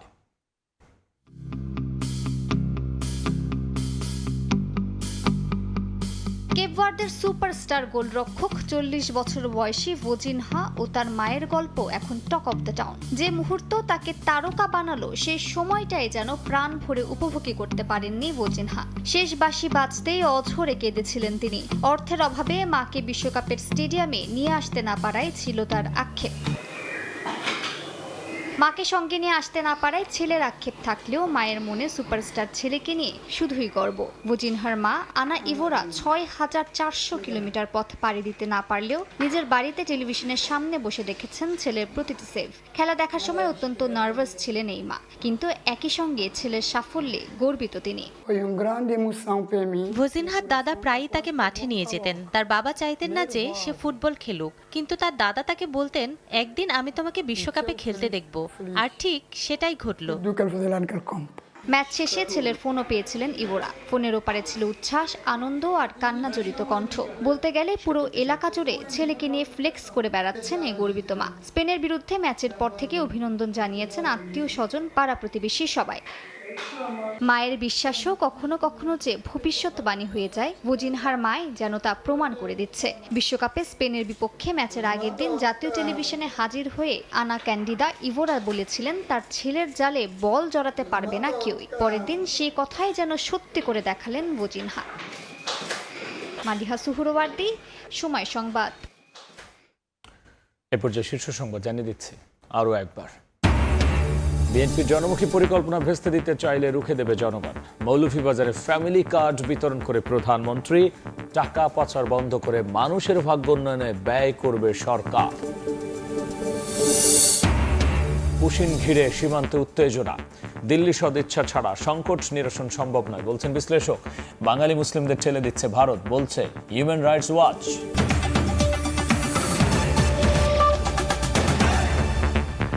এই ছিল আমার কাছে থাকা সময় সংবাদে। আপনারা জানেন বিশ্বকাপ ফুটবলের মহাযজ্ঞ সরাসরি সম্প্রচার করছে সময় টেলিভিশন, আর তাই দেখতে চোখ রাখুন সময়ের পর্দায়। আর এরপর প্রবাসের সময় নিয়ে যুক্ত হবেন সহকর্মী মিসবাহুল আলিফ। ধন্যবাদ রাব্বি। প্রবাসের সময় নিয়ে আসছি কিছুক্ষণ পর, সঙ্গেই থাকুন সময়ের।